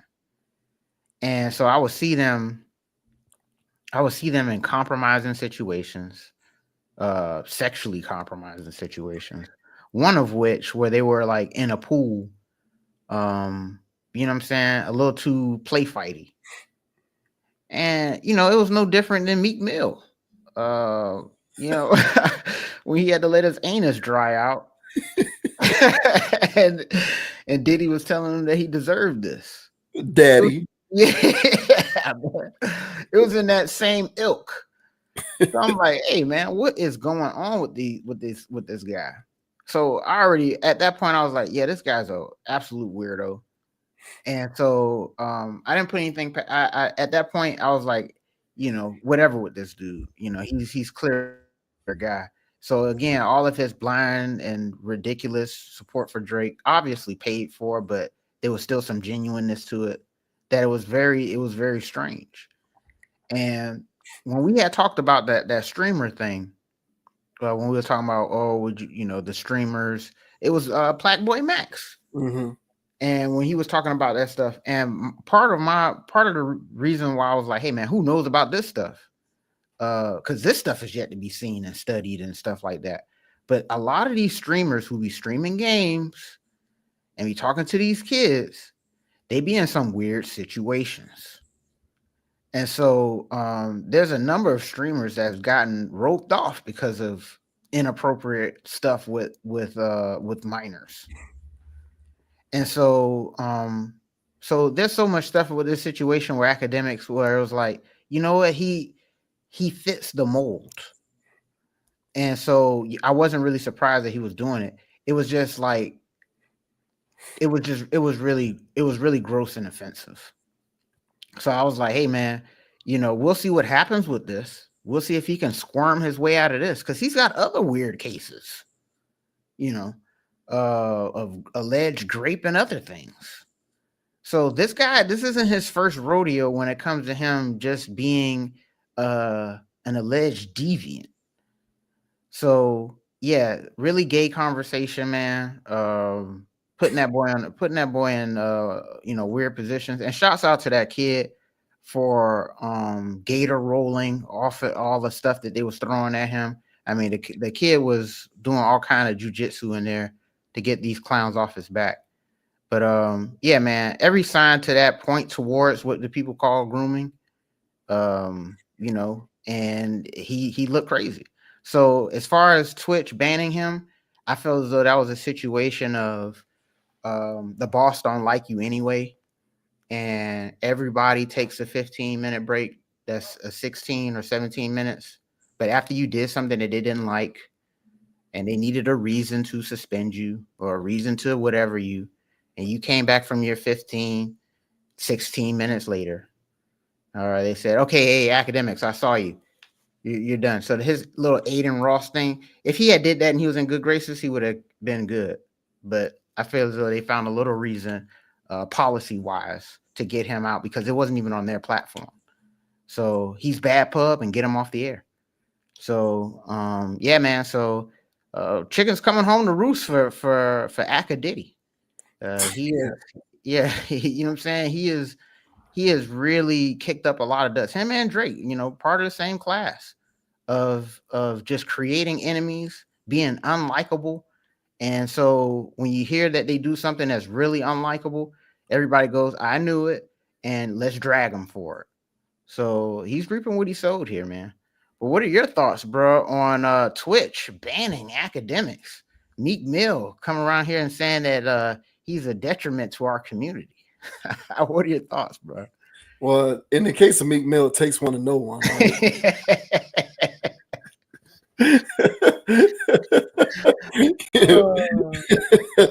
But I don't blame Twitch for banning them. I really don't have much to add on to what you said there. I pretty much concur with all of that. People like academics, they think that they run the internet. Yeah, dude. And they think that they're too big to fail. Yeah. And so they really do believe that into perpetuity, they have carte blanche on saying whatever they want.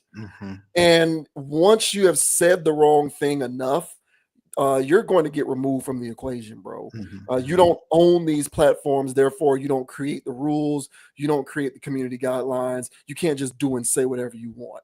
And this guy has been eating off of the currency of internet attention for so long that he thinks that he's immune to discipline. Yeah. And you're not. You're not. I don't care how many followers you have. I don't care how many soy boys follow you. I don't care how many of these. I don't care how many of these basement dwelling virgins look up to you as a fan. You can't do and say whatever you want.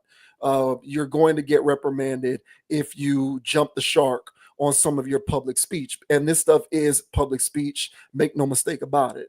See, Akademiks is another one of these agents who envisions a world that operates on his time, not on the world's time. And in the world's time, even though things have gone way left nowadays, you still can't say whatever you want. There are still certain things that cross the line, and you are going to be disciplined so long as you're not the proprietor of the platform that you use to say whatever it is that you want on. And last time I checked, again, this dude don't own the internet. He don't own Twitch. He don't own any of these platforms that allow him the ability to say this crazy stuff. So yeah, 100% these are chickens coming home to roost on people like him. And the one thing that I will add personally is, allegations of this nature are bad for business, clearly, especially with everything that we got going on lately with all of the creeps out there, going all the way back to Weinstein, and then you got Epstein, and now you got the diddler. So with all of this creepy stuff coming to light, suspicions like this are bad for business. So you can't be tethered to an individual like this, even if you don't believe that he's actually guilty or actually have done any of the things that he is purported to have been involved with. Just the mere speculation of it is enough to be bad for business. So you got to get rid of stuff like that. But even beyond that, like, hopefully this is emblematic of us going more towards the center of people needing to handle themselves with a certain level of decorum and decency, even when it comes to the online discourse space. Like, yeah, I know your fans are Fortnite babies and they're basement dwelling virgins, and they wouldn't know what a girl's body felt like if it slapped them in the face. And maybe those are all your fans. And, otherwise everybody who you deal with is, playing, PS5 or Xbox for 10 hours a day, gorging themselves on anti-woman red pill content 10 hours a day. The true incels, right? Even if that is your fan base, and you have completely ingratiated yourself with that fan base, and we understand that that's the corner of the internet that you occupy, that despite all of that, you still handle yourself with a certain level of decorum and a modicum of decency when it comes to being a content creator. And you're not just somebody who can just show up on your platform and say whatever you want and act an ass and think that you can just get away with it because you're emboldened by this legion of zombie fans who are going to support you no matter what. And it's high time that people like him, because he's not the only one, get their comeuppance for making others in their space look bad. and representing a particular form of content and content creation that is unbecoming of an individual of that stature. Mhm. So hopefully this is what that means. And maybe that's my galaxy brain pie in the sky hope for this. But there, a couple people like him is okay. But the danger for me is when the DJ Akademiks formula becomes the perceived right way to do things by more content creators than not. And so Mhm. we got a bunch of these soy boy beta male acting content creators running around creating content like him Mhm. and acting with impunity. And the world needs less of that than more, in my opinion.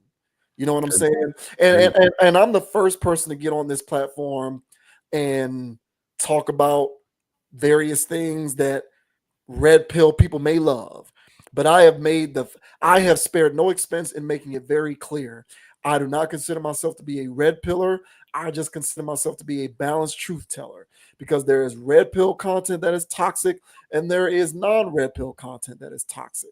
So I'm not even somebody who is a part of that ideological train. But be that as it may, I know that I can get on this platform and say things that people may gravitate towards who do align with that stuff ideologically. Um, but trust and believe I am not a part of that coalition. And I believe that at the end of the day, you still need to handle yourself and deliver your content and be a content creator with a certain level of decency. And in my opinion, he has exhibited that level of decency far less than he should have. And so maybe him being banned signifies to other people who want to make content like that you need to walk a thin red line. Because we need less of this flame throwing beta male, soy, incel having, yelling at the screen, yelling at the TV, being faded, saying incoherent things that don't make sense for shock value. That doesn't offer anything to the world, in my opinion. It doesn't. It just gives a lot of people who are haters an opportunity to galvanize around their hate and be hateful. So that to me symbolizes that. So good, and I'm not here defending Twitch because again, I don't like conglomerates that are too big to fail. So this is not me saying good for Twitch because I love Twitch. I can give two shits about Twitch. I'm indifferent, but I am pro getting rid of people who don't have a place in this world to contribute to society in any meaningful way other than to create more legions of people who believe in ideals and ideologies and rhetorics that are harmful. Agreed. And I couldn't say that any better myself. And that was my problem with watching his content overall. Like I said, there was times where I was like, I was just watching it for the news. But then it got to a point where I was like, hey man, what the hell is he saying? Or what the hell am I watching?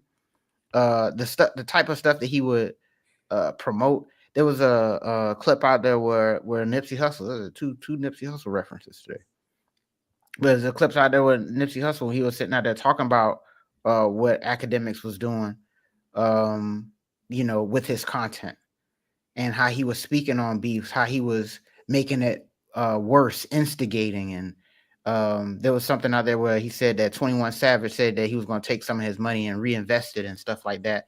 And here comes Akademiks saying, I don't want to hear 21 Savage tell me to invest my money. I want him to hear him talk about drilling the ops and selling drugs and stuff. Like I don't want to hear 21 Savage. He said, now 21 Savage sitting around here trying to elevate the community and get us out of this situation. And here you are talking this madness, trying to promote us and keep us in the gutter that, you know what I'm saying, and stuff like that.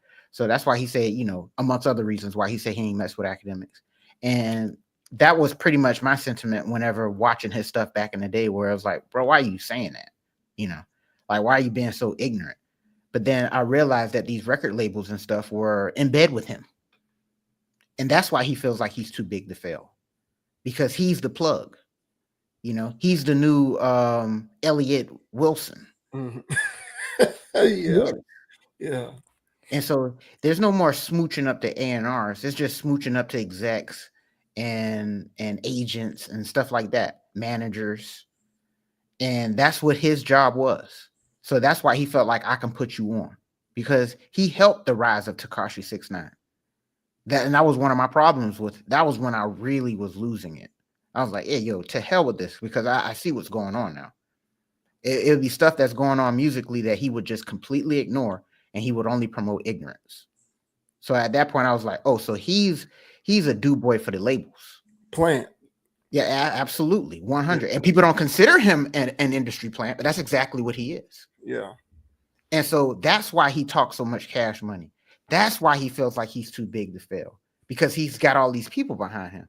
But when they put so much gas in this man, and he's full up with so much Hennessy that he doesn't even know what reality is anymore. And he feel like he can get on a live Discord and talk that madness. So yeah, this is chickens coming home to roost for this guy, because he's been a pariah.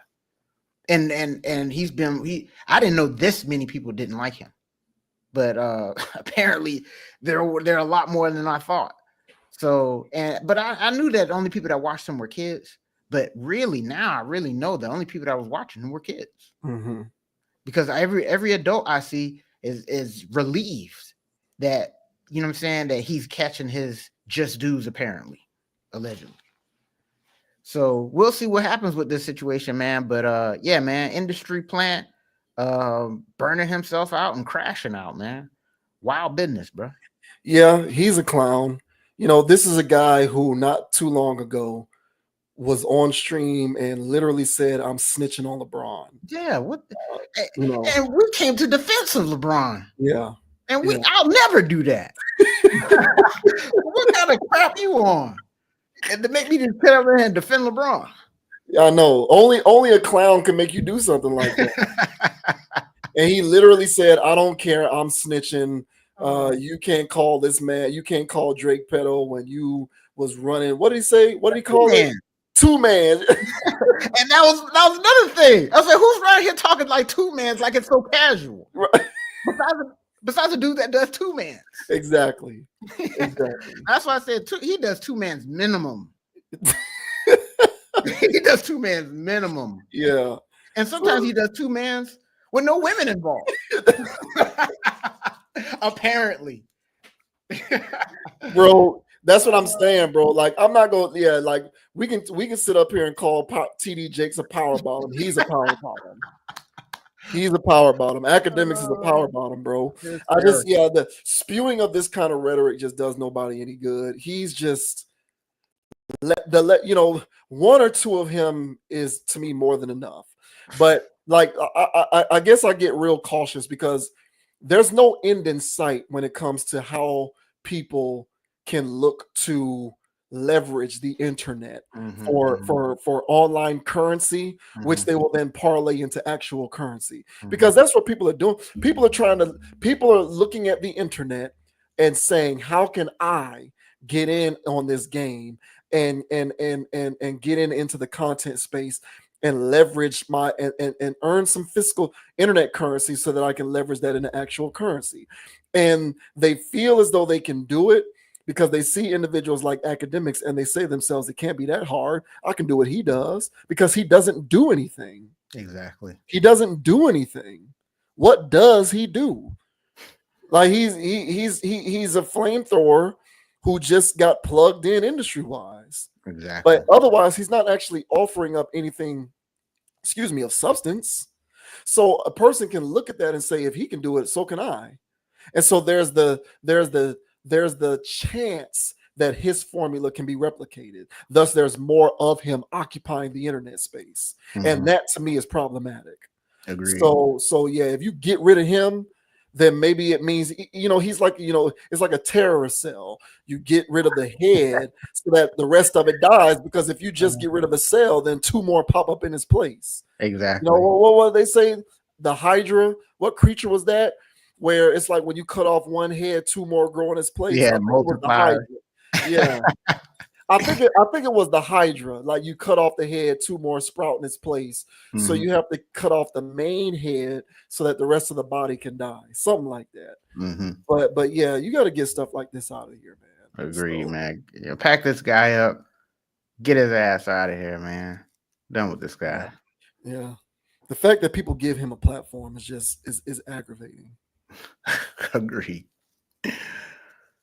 Oh man.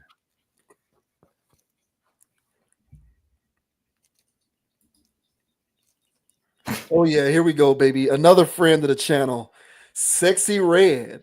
Now, as you can see there, based on the overlay on the screen, Sexy Red posted an AI pic of her and Dr. Martin Luther King.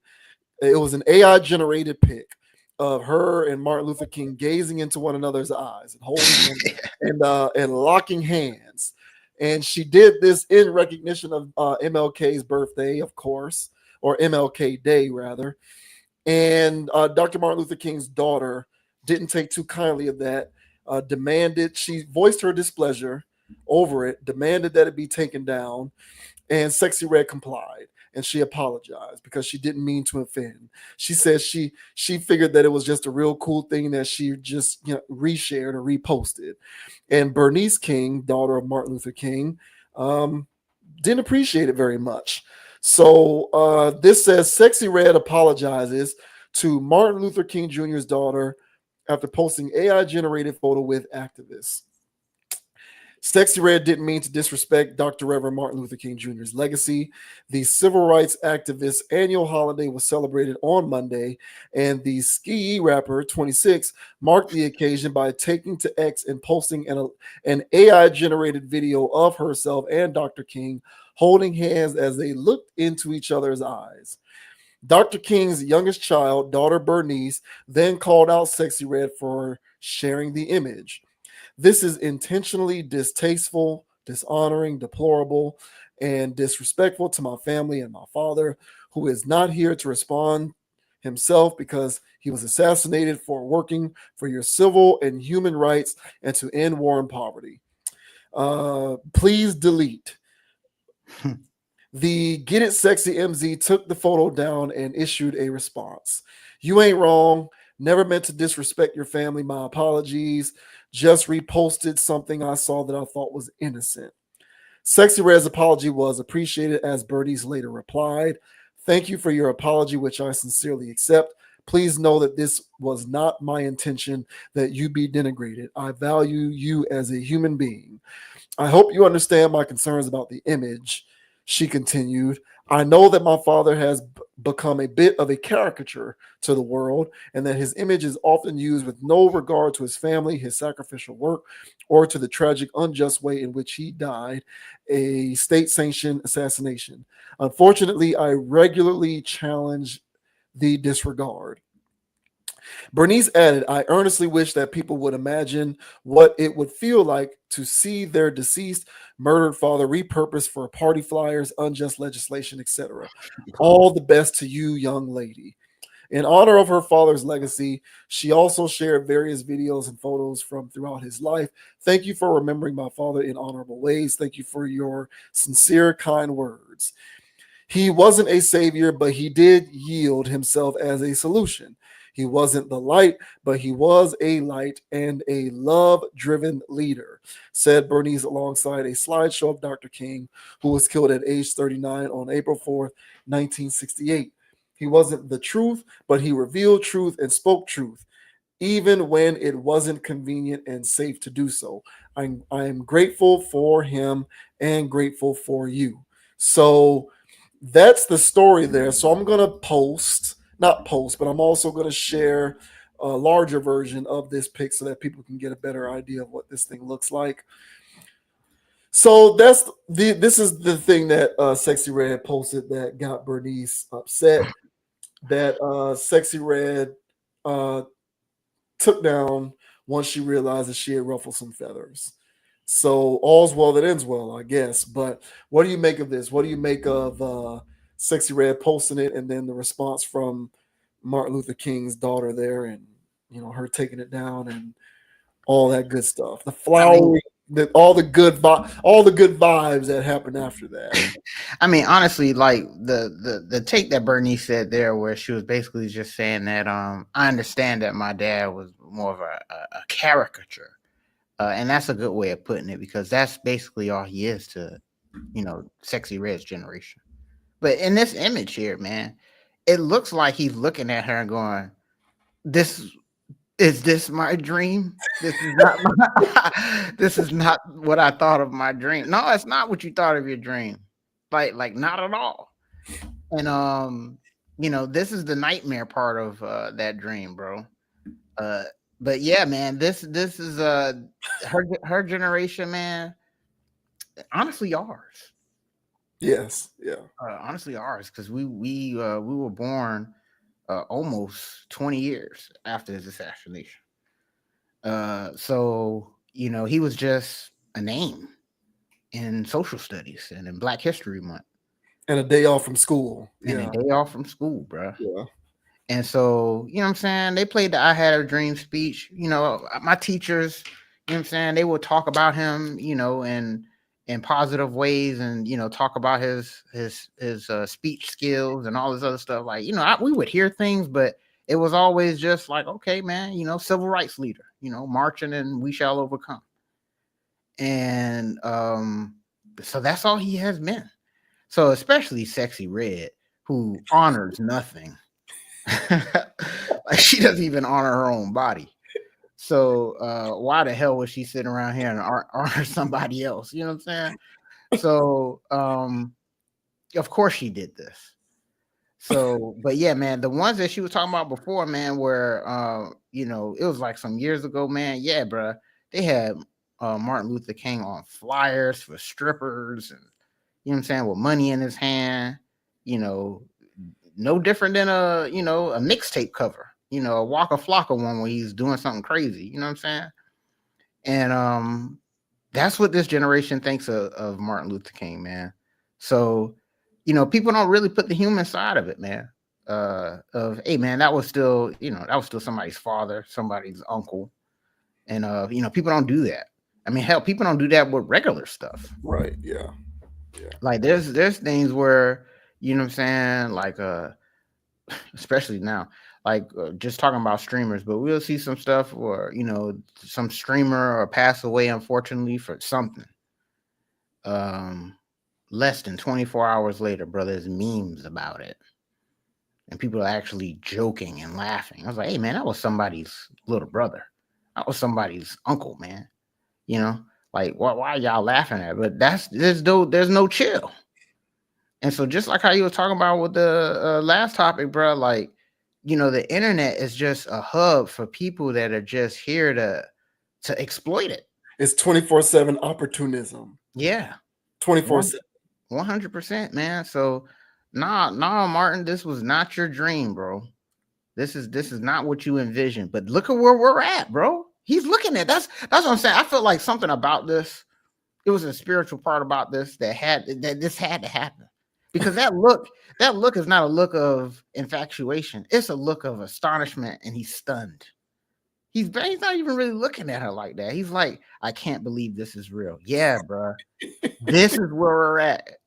You know what I'm saying? What's that, 60 years later?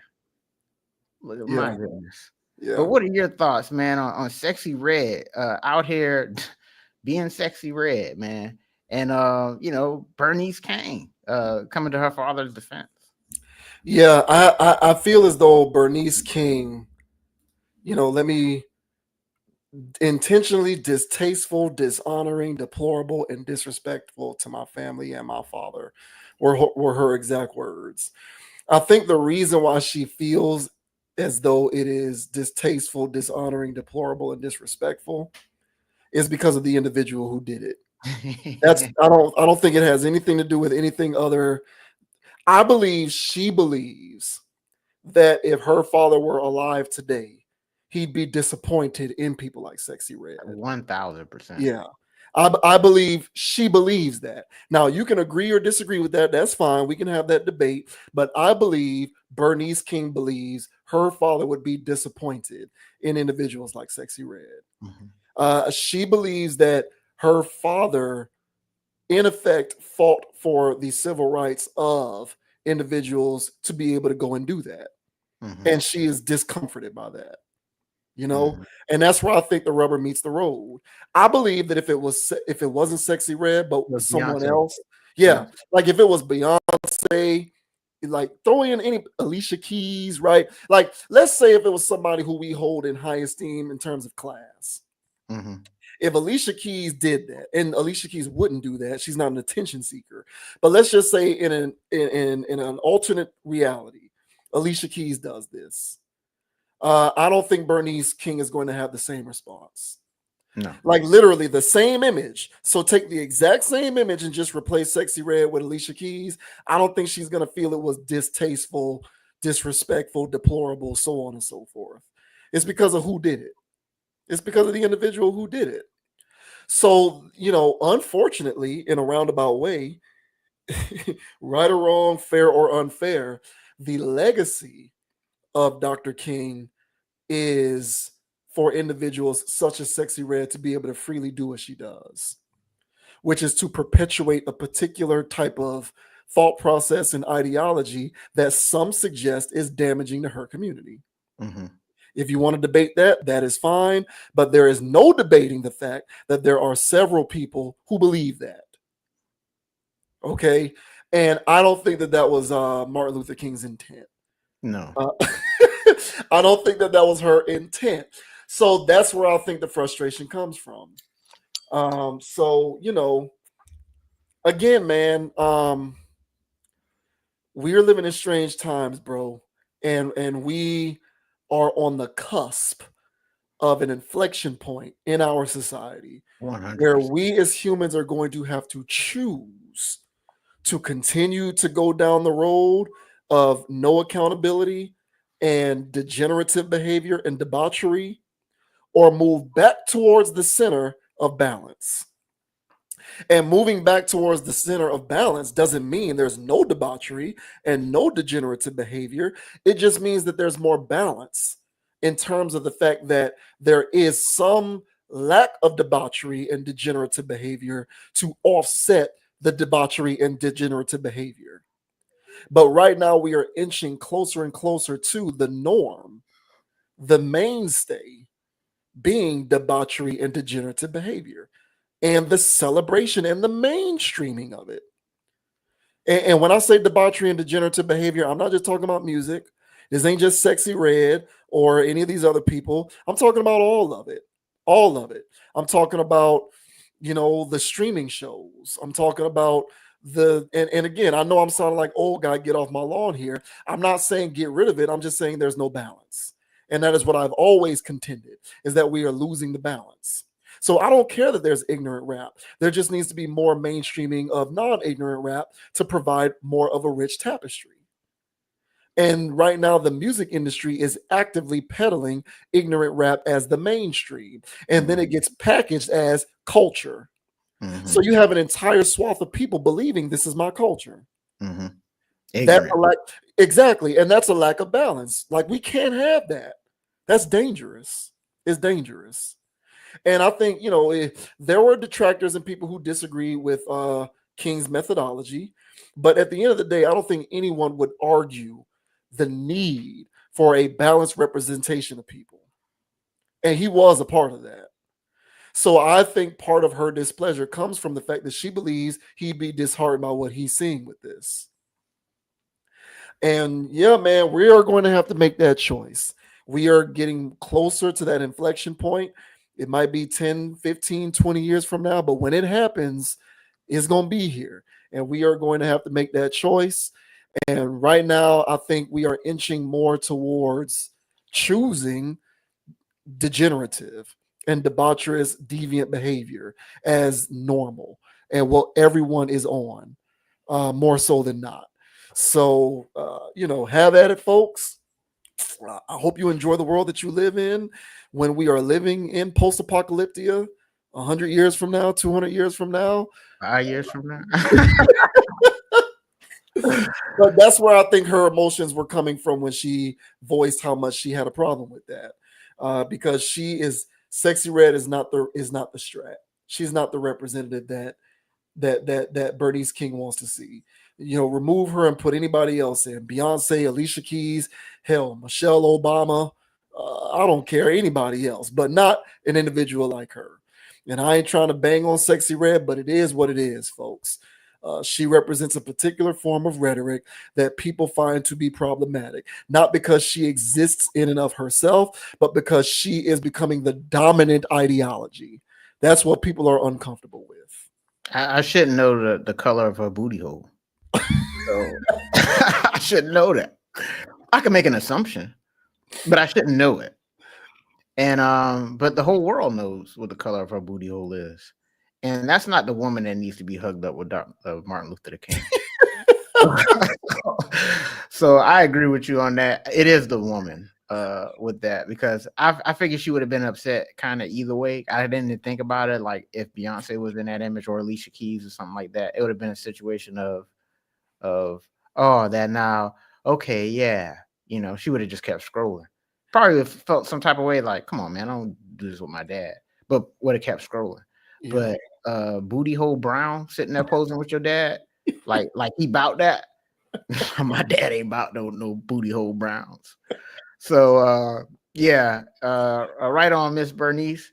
And it's not often I'm gonna give Sexyy Red props, but way to back off of that, Sexyy Red. I thought I would have assumed she would have, you know what I'm saying, like, oh, come on, it was just fun, blah blah blah. But she apologized off rip. Yeah. But that would have been a bad look if she gave Bernice King hell. Yeah. Yeah. So as a woman, yeah, you know what I'm saying, and this whole sisterhood thing going on, you supposed to be an empowering women by giving away the box, and you're sitting there getting mad at Bernice for, you know what I'm saying, that would have been a horrendous look. Yeah. So yeah, so that's probably why she did it. But hey, still kudos, because I figured she would have been on some super ratchet, disrespecting elder stuff. So but yeah, man, all in all, it did its damage because it's still making its ways around the internet. You know what I'm saying? But right on to Miss Kang for stepping up for her dad in that situation. That's righteous stuff.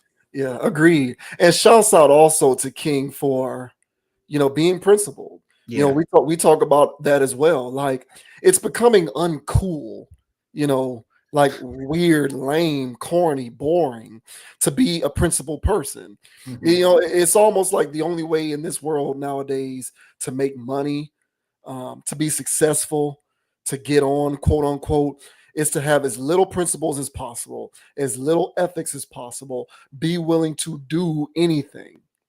And her speaking up on behalf of her father's name, to me, is emblematic of her refusal to capitulate to that. Mhm. Like, we should be living in a world where having principles and ethics is something that is praised, not denigrated for being lame or boring or corny or cheesy or whatever else people want to describe it as. It's ridiculous. So shouts out to her for being principled. We need more people in the world like her, because people need to believe that they can be just as successful living a principled existence as someone who does not. There's just, the sheer lack of balance that is represented in these times that we live in today is uncomfortable. I personally find it uncomfortable.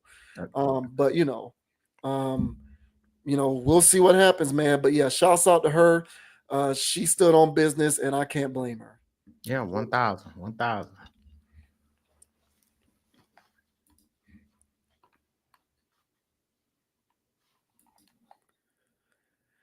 Okay. My bad for these, bro. My bad for these. Last but not least, we have a story that is viral, trending online. So the individual that you see before you is apparently a local Detroit rapper who goes by the name Dank DeMoss. Her real name is Dania Blending. I believe I am saying that right. She spells it Dajua, but that seems like Deja is how you would pronounce that. But I could be wrong. But the reason why she is trending is because she is, plus size is the term that is being used to describe her. She's not plus size. She's obese. There's a difference. There's a difference between plus size and obese. They're not the same. This woman is obese. She is. And the reason why she is trending is because she was refused service from a Lyft driver because of her size. The Lyft driver was saying, hey, man, you're too big for my car. Wear and tear on my tires. I've been in this situation before, so I know how it is. So, I can't really let you into my car because, the wear and tear, the damage, usually people of your size, they'll reserve a Uber XL. And, the girl is like, hey, I've been in cars smaller than this. What's the big deal? Why are you doing this? So now this Lyft driver, or Lyft rather, is being sued on discrimination grounds because her attorneys are arguing that she was discriminated against because you cannot discriminate on the basis of weight. That's one of the parameters under which, if you elect to not give somebody service, you can be liable. You can't do, race, gender, and weight is also a part of that. Can't do it. And so now this is a story that's making waves as a result because the Lyft driver isn't being called out for being rude or disrespectful outright, but it is generating a bit of a back and forth in the internet discourse, with people defending him, saying he has a right to do that. And, who is she to sue him for this? And other people saying, how dare he discriminate against her on the basis of weight? What a hateful, cruel world that we live in, so on and so forth. So this says plus size influencer and rapper files suit against Lyft alleging weight discrimination. Lyft has been sued by a Detroit woman who claims a driver's decision to cancel her ride was an example of weight discrimination. The woman in question, a self-described plus-size rapper who performs under the moniker Dank DeMoss, recently spoke with regional outlet Fox 2 Detroit about the incident, alleging that she's previously ridden in cars smaller than the one at the center of this recent incident. In phone-captured footage included in the report, DeMoss, real name Dania Blending, is heard saying, "I can fit in this car." Meanwhile, the driver, whose face is blurred in the Fox 2 Detroit version of the clip, but not blurred in the version originally shared by DeMoss, apologizes to her and informs her that she will not be charged for the canceled ride. The driver points to several issues when explaining his decision, including the size of his vehicle and the wear on the car's tires. He's also heard saying that he's been in this situation before, advising that a larger vehicle should have been requested. "I just want them to know, like, it really hurt my feelings," DeMoss said of the incident during her interview with Jessica Dupnack. So I'm going to go back up here and I'm going to play this news story. And we'll just go ahead and play this clip here, which kind of gives us the gist of what's going on. Have you been in cars that size before? Yes, I have. I've been in cars smarter than that, Dania Blending tells us she was just trying to get to a Detroit Lions watch party this month when her Lyft rolled up. As I'm walking, I see him making faces or whatever. I'm like, oh man. She already knew. I can fit in this car. But believe me, it's him. Yes, I can. Believe me. He told her there's not enough room in his car. The kicker part was when he started to talk about his tires.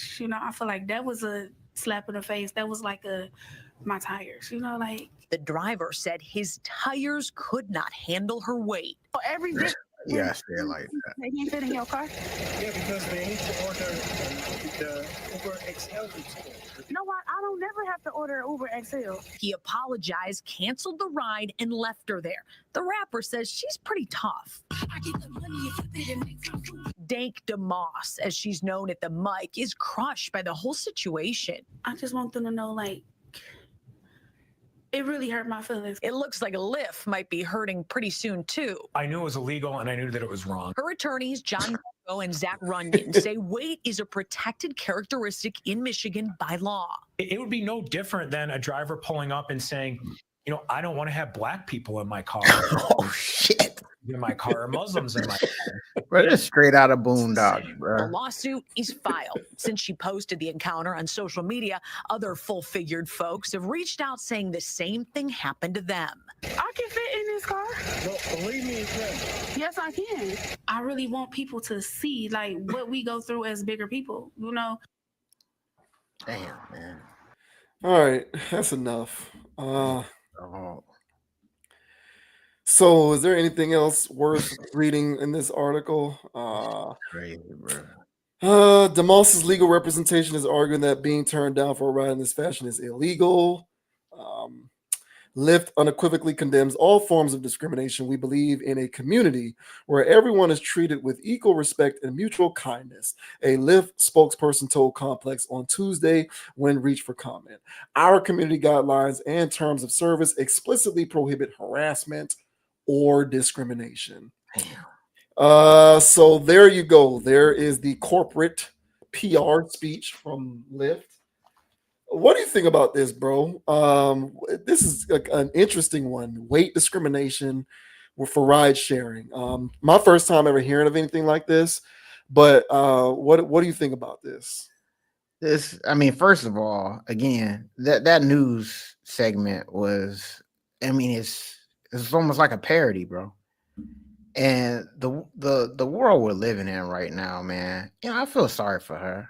You know, um, I empathize with people like because her obesity is an outward display of what's going on, you know, mentally with her.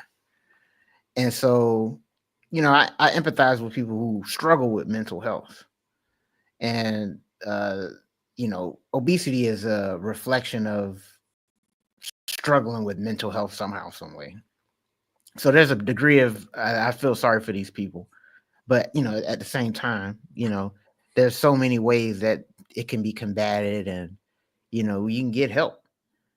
And so in this context here, man, where you know she's just trying to do her thing and go to the watch party, nah, man, like smaller cars can't take it. Now I used to be a professional driver. I drove taxis. I did Uber and Lyft. But when we drove taxis and stuff, man, you know, I used to rack up during game day. You know, they said max capacity was, I forgot how many people they said in the back seat. I think they said, hey man, 4 people max in the back seat. And I'm like, man, I can fit 6 people in here. Man, my thing was packed to the brim like sardines they were in that back seat. And you know, the frat kids like, hey man, we got 2 more people. I was like, throw them in. Throw them in. Yeah, throw them in, bro. Let's go. And so I would do that. And I would think that, you know, the cab company was just being extra. You know, I thought they were just being extra trying to stop me from making more money. But I had did that one weekend, bro. I had like 6 people in the back seat. I'm driving regularly, you know what I'm saying? But I feel the car low. Mm-hmm. And I'm like, oh shoot. So, you know what I'm saying? We reach our destination or whatever. And I ain't think nothing of it, but I was really riding low for the rest of the day. Then they do weekly inspections. Man, they inspected my whole back axle situation or whatever. They was like, yo, what happened back here? What's going on? I was like, I don't know, man. I got it like that. And he's like, well, you didn't mark it on the thing? I was like, well, I didn't know that was a thing. So, you know what I'm saying? I got away with the, you know, the ignorance card. I didn't know. All right, shoot. I just rented it out like that. But, you know, from there on out, man, I really obeyed the nah, man, because, you know what I'm saying? Because cab company going to make me pay for the repairs. Because I sat there and I damaged their car, breaking their rules. So now this is his personal vehicle in a Lyft.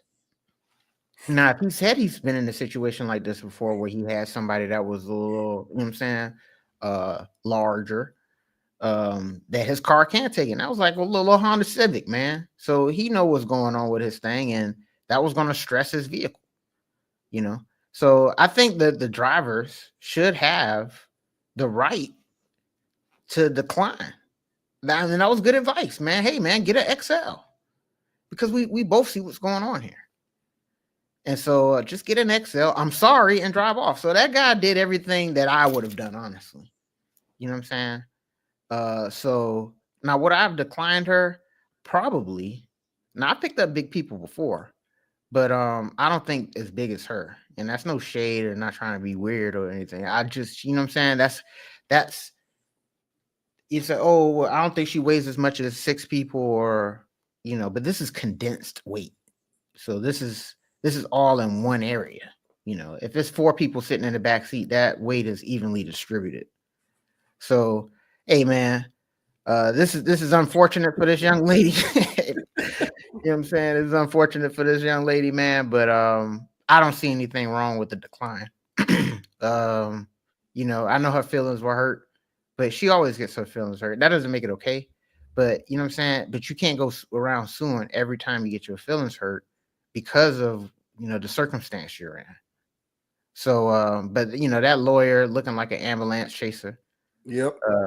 You know, that's why I started laughing when he popped up, because I'm like, you know, this guy was just showing up like, you got a case. Yeah. You know, and that's the kind of guy he was. Yeah. So that was the parody part about all of this, amongst others. But what are your thoughts, man, on what's her name? Deja. Her real name is Deja Blanding. Yeah, And her rap name is something DeMoss. Oh yeah, Something DeMoss. Dank DeMoss. Dank, there you go. Yeah. What are your thoughts on Dank DeMoss getting declined for being a little too large for the Lyft? Before I to speak on her, let me speak on the lawyer first. So I've talked often about pre and post George Floyd world, right? Mm-hmm. So this lawyer represents another aspect of post George Floyd world. This guy is an opportunist. There are attorneys out there all over the place who are looking for the chance to be a civil rights lawyer. Like they can't wait to represent somebody who was wronged by some form of discrimination, because that's just the general tenor of our culture nowadays, is constantly being on the lookout for who's been discriminated against, either on the basis of race, gender, sex, and now apparently weight. So, you know, if you can connect enough jagged dots and make a case that somebody's been discriminated against, these lawyers are salivating at the opportunity to represent a case of that nature because they want to curry that kind of favor. And that is a machination of this post-George Floyd world that we live in which you have all of these opportunists running around out here looking to make a name of themselves off the backs of inequality and discrimination, because everyone everywhere is being discriminated against and being victimized by some form of inequality. And it's very leaky, oily, used car salesman feeling to me. Just slick oil sale, just a snake oil salesman feeling to it. I don't like it. But he's one of those guys, just an oily, greasy wannabe civil rights attorney. That's what that guy reeks of to me. If it was before 2020, he would have told that girl, sorry, but you don't have a case. The driver has the discretion to be able to do what they want. Sorry. Post 2020, it's, yeah, you may have been discriminated against. Let's figure this out because that person's a hater and you've been hated on. Let's seek some damages. So I just wanted to get that out of the way and say that, because I find that to be disgusting, but it's going on everywhere we look. Where, as you put it, these ambulance chasers are currently looking with a fine-tooth comb, trying to find every instance of discrimination that they can to leverage for their own personal gain.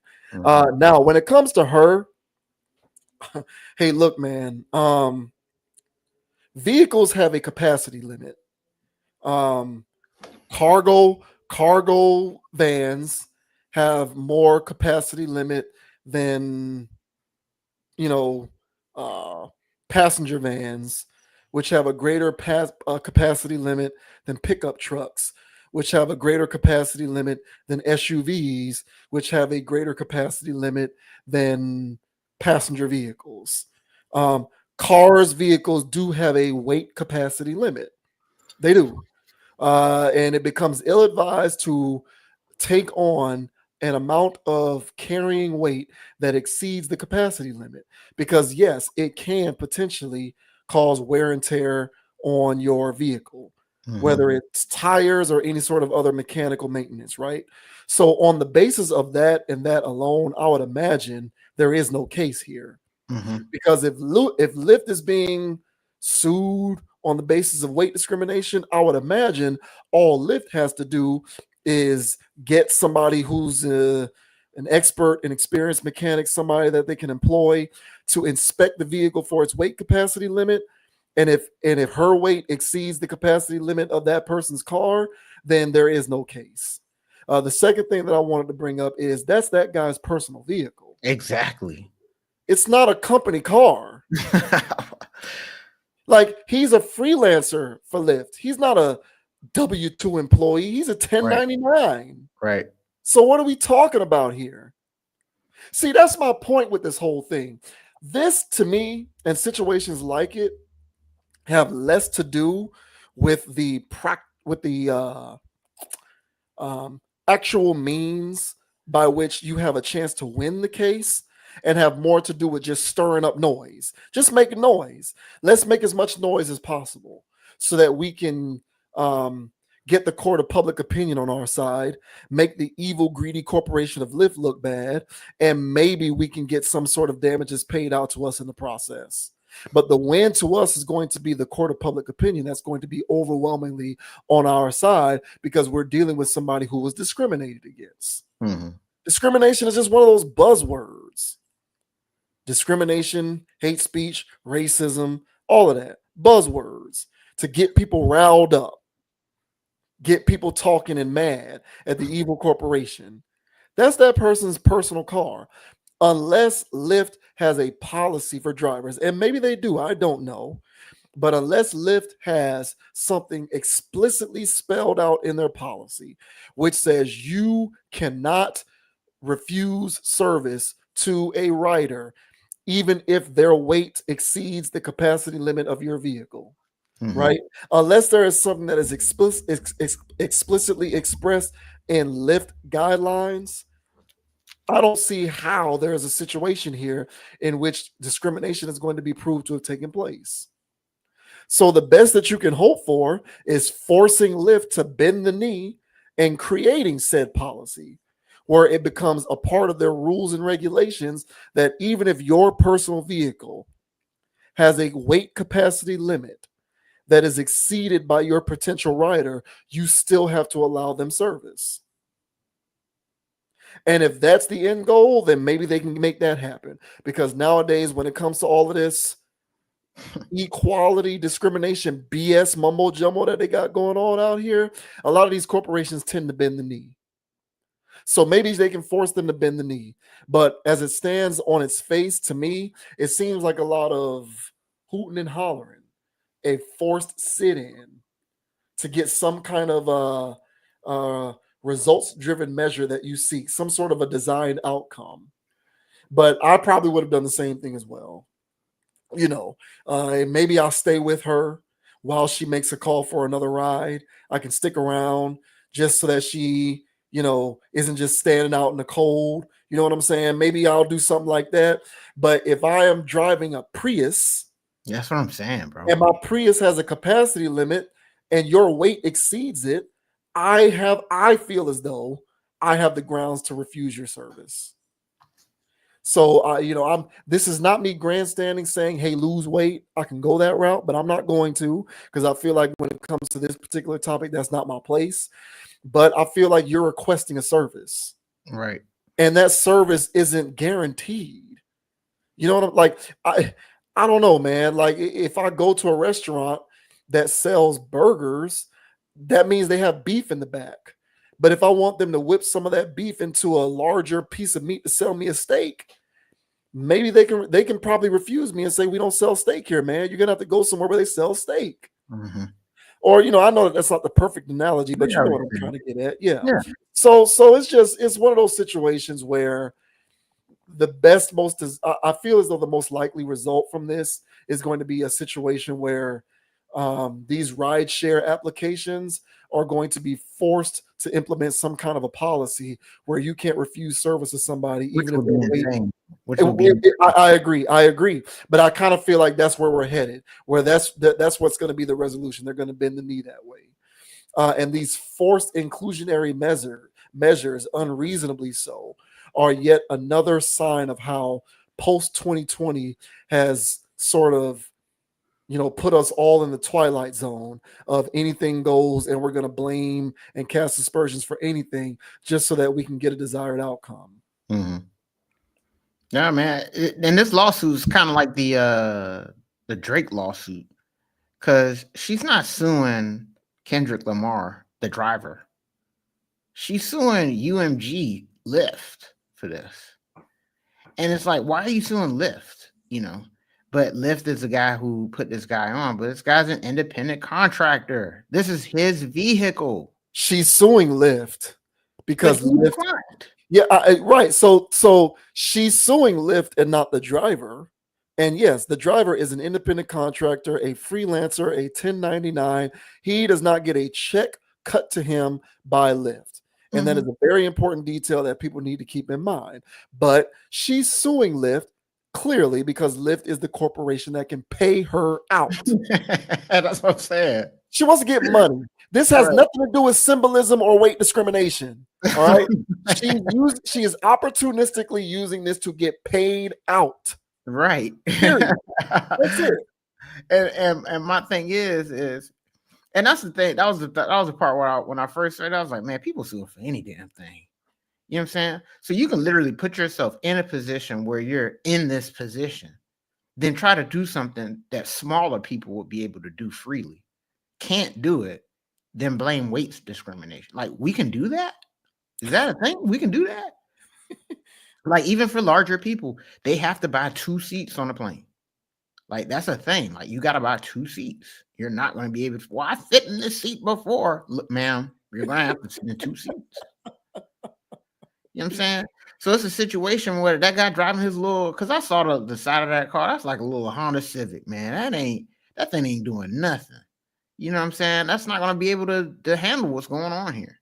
So, yeah, man, as a driver, I would decline people. It took me a while to realize to eyeball who I should decline. But I would decline people that needed rides. But at first, I was just picking up any damn ride. I just wanted the money, or whoop-de-whoop. You know what I'm saying? I'll share a real quick story, bro. It was just one day I pulled up to this guy's house. You know what I'm saying? He looked a little like he was struggling a little bit. You know what I'm saying? But I didn't want to judge this man. You know what I'm saying? You know what I'm saying? He was a white dude. I didn't want to judge this guy. I was like, all right, bro, just get in the car. So he gets in the car. He tells me where he wants to go, and I start driving. And like some seconds later, bro, I smell fecal matter. Oh no! I smell fecal, and it's not like old fecal matter.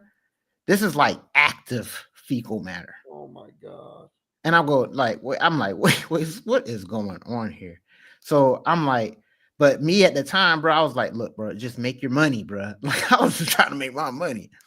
So I'm like, let's just take this guy down here because this is like a $40 ride. So let me just take this dude down here. It was like $20 to get there, so he would have to spend $20 to get back. So I'm taking him $20 to his location. And I'm like, bro, this is unbearable. I'm rolling out all the windows. He didn't care. He's just sitting there like nothing's going on. So I finally rolled him. I take him to the bank. He wants to go to the bank and go to the ATM and withdraw money out. Mind you, I picked this guy up at a house. So I didn't pick him up at, some random. So I picked him up at a house. He came out of a house like this. So he goes to the ATM and the smell is worse. I'm like, did he shit in my car? So I look back. I didn't see anything. But then I look at him at the ATM. His pants, it's like he's been sharting in his pants. And it wasn't one shart. This was a series. And he's been wearing the same pants. So I go, what the hell? I said, I don't need the other $20. I said, you're going to pay me right now, bro. First I asked him, I was like, bro, did you shart on yourself, bro? So I said, bro, he's like, what? No, I didn't do it. I was like, yes, you did, bro. And you sharted in my car. So I said, hey, bro, I said, I don't need this other $20. You're going to pay me the $20 it took me to get here. And you're going to pay the it's like a fee that they charge for like damaging the vehicle. I said, and you're going to pay me the like $80 whatever fee.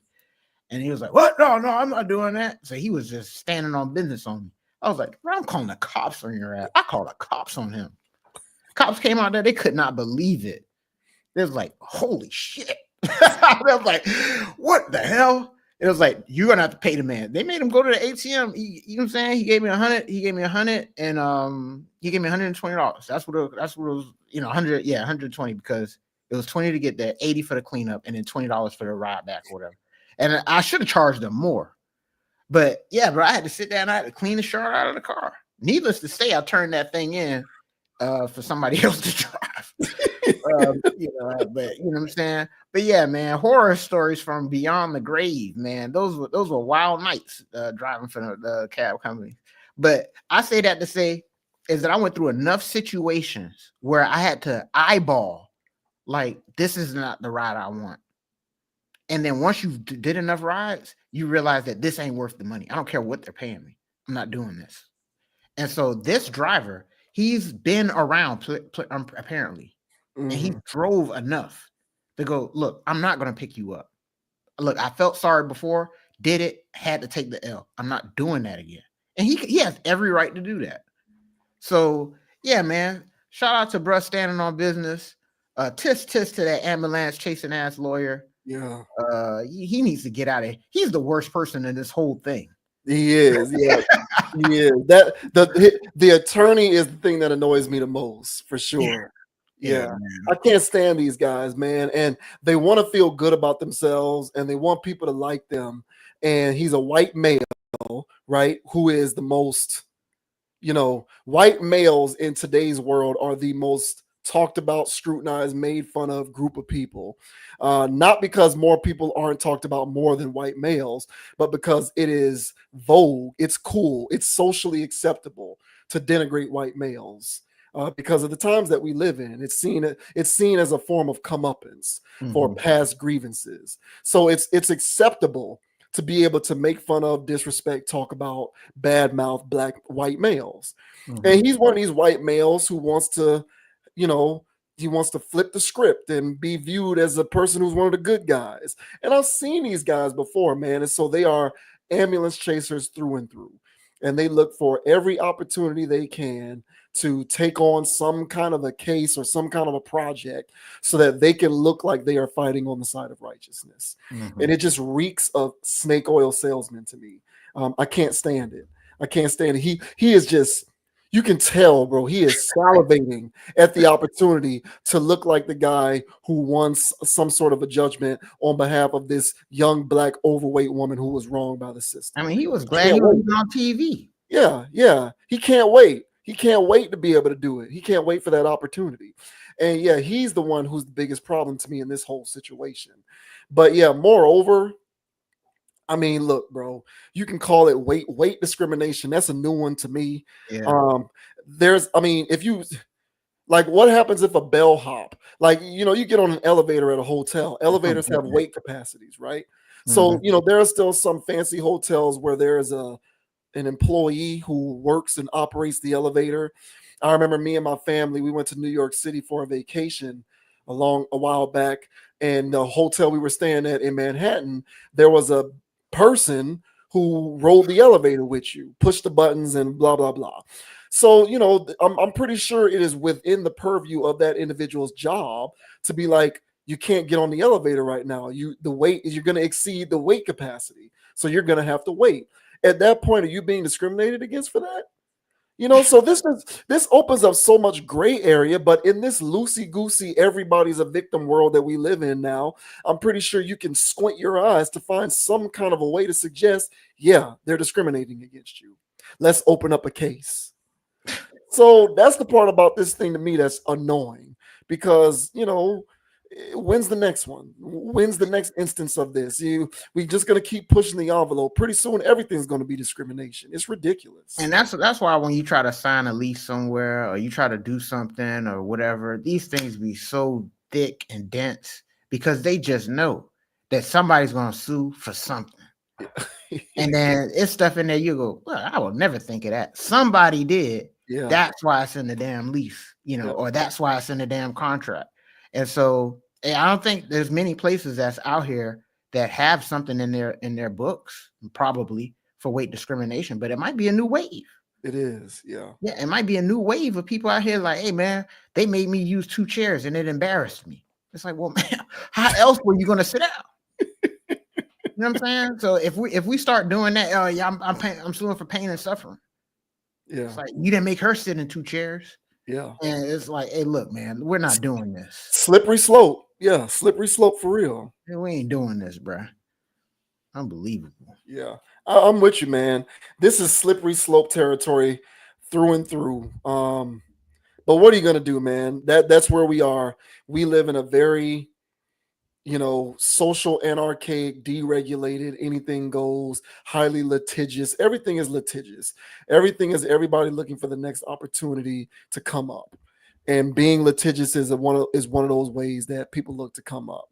Mhm. And I'm not trying to bash on her for her weight or whatever, but we all have to deal with certain things. And I would imagine people who are of her particular body size have to deal with certain things that others don't.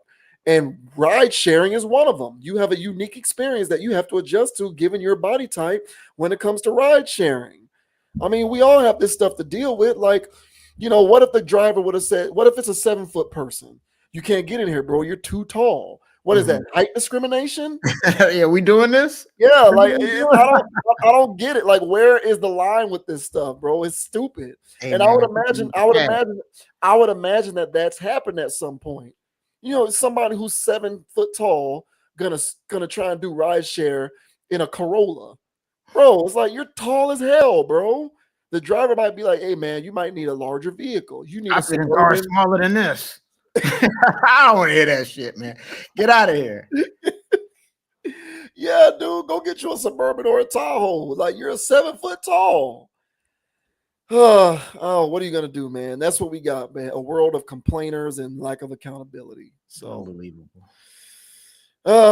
good luck to this young lady in her journey to prove that she was discriminated against, and good luck to Lyft for being for attempting to show that such was not the case. Good luck, because I would imagine that they are going to have to bend the knee in some kind of way.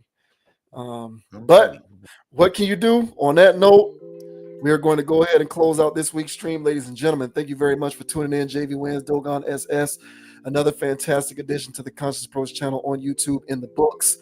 Check us out on Instagram at Con Approach, CONAPPROACH. Check me out on Instagram at JVWins, JVWINS. Of course, we are now available in podcast form. Check us out on Spotify, Apple Podcasts, Amazon Podcasts. We are there. If this is your first time catching wind of what we like to do here on this channel, please leave a comment, hit that like button, subscribe to the channel, and continue, if you are so inclined, to support our brand of logical content. As I always like to say when we close out each of our videos, think for yourself. Don't be a group thinker. Do not submit to groupthink mentality. Have a mind of your own. Unplug from the matrix. Take that red pill. Live your life. Do your thing. Everybody stay safe out there. Be blessed. And don't let anybody confuse you or have you think that you have been discriminated against just so that you can get a little check. Unbelievable. And the name is Dogon SS. And you can find me on Instagram at Dogon_SS, on YouTube, DraftKings, MySpace, Facebook. What else is out there? I don't know. If there's any type of social media platform, Dogon_SS, that's who I is. You know what I'm saying? Make sure you send a like, subscribe, follow, whatever it is over there. And as I say on every pod, guys, all right, don't be too high, don't be too low. Keep it calm, keep it chill, keep it player. And don't let anybody get you off your pivot. So until the next time, my people, more rings than Robert Ory. We'll catch y'all on the next episode. That's right. RIP to the Jimmy Butler era of the Miami Heat. It is officially over. It is officially over. And good riddance. We cannot move on to making this trade happen soon enough. So, hey, bro, it's just business, bro. It's just business. Shout out to everybody out there. We will catch y'all on the flip side. We will see you later. Peace. Peace. Go Cards. Yeah. Hell yeah.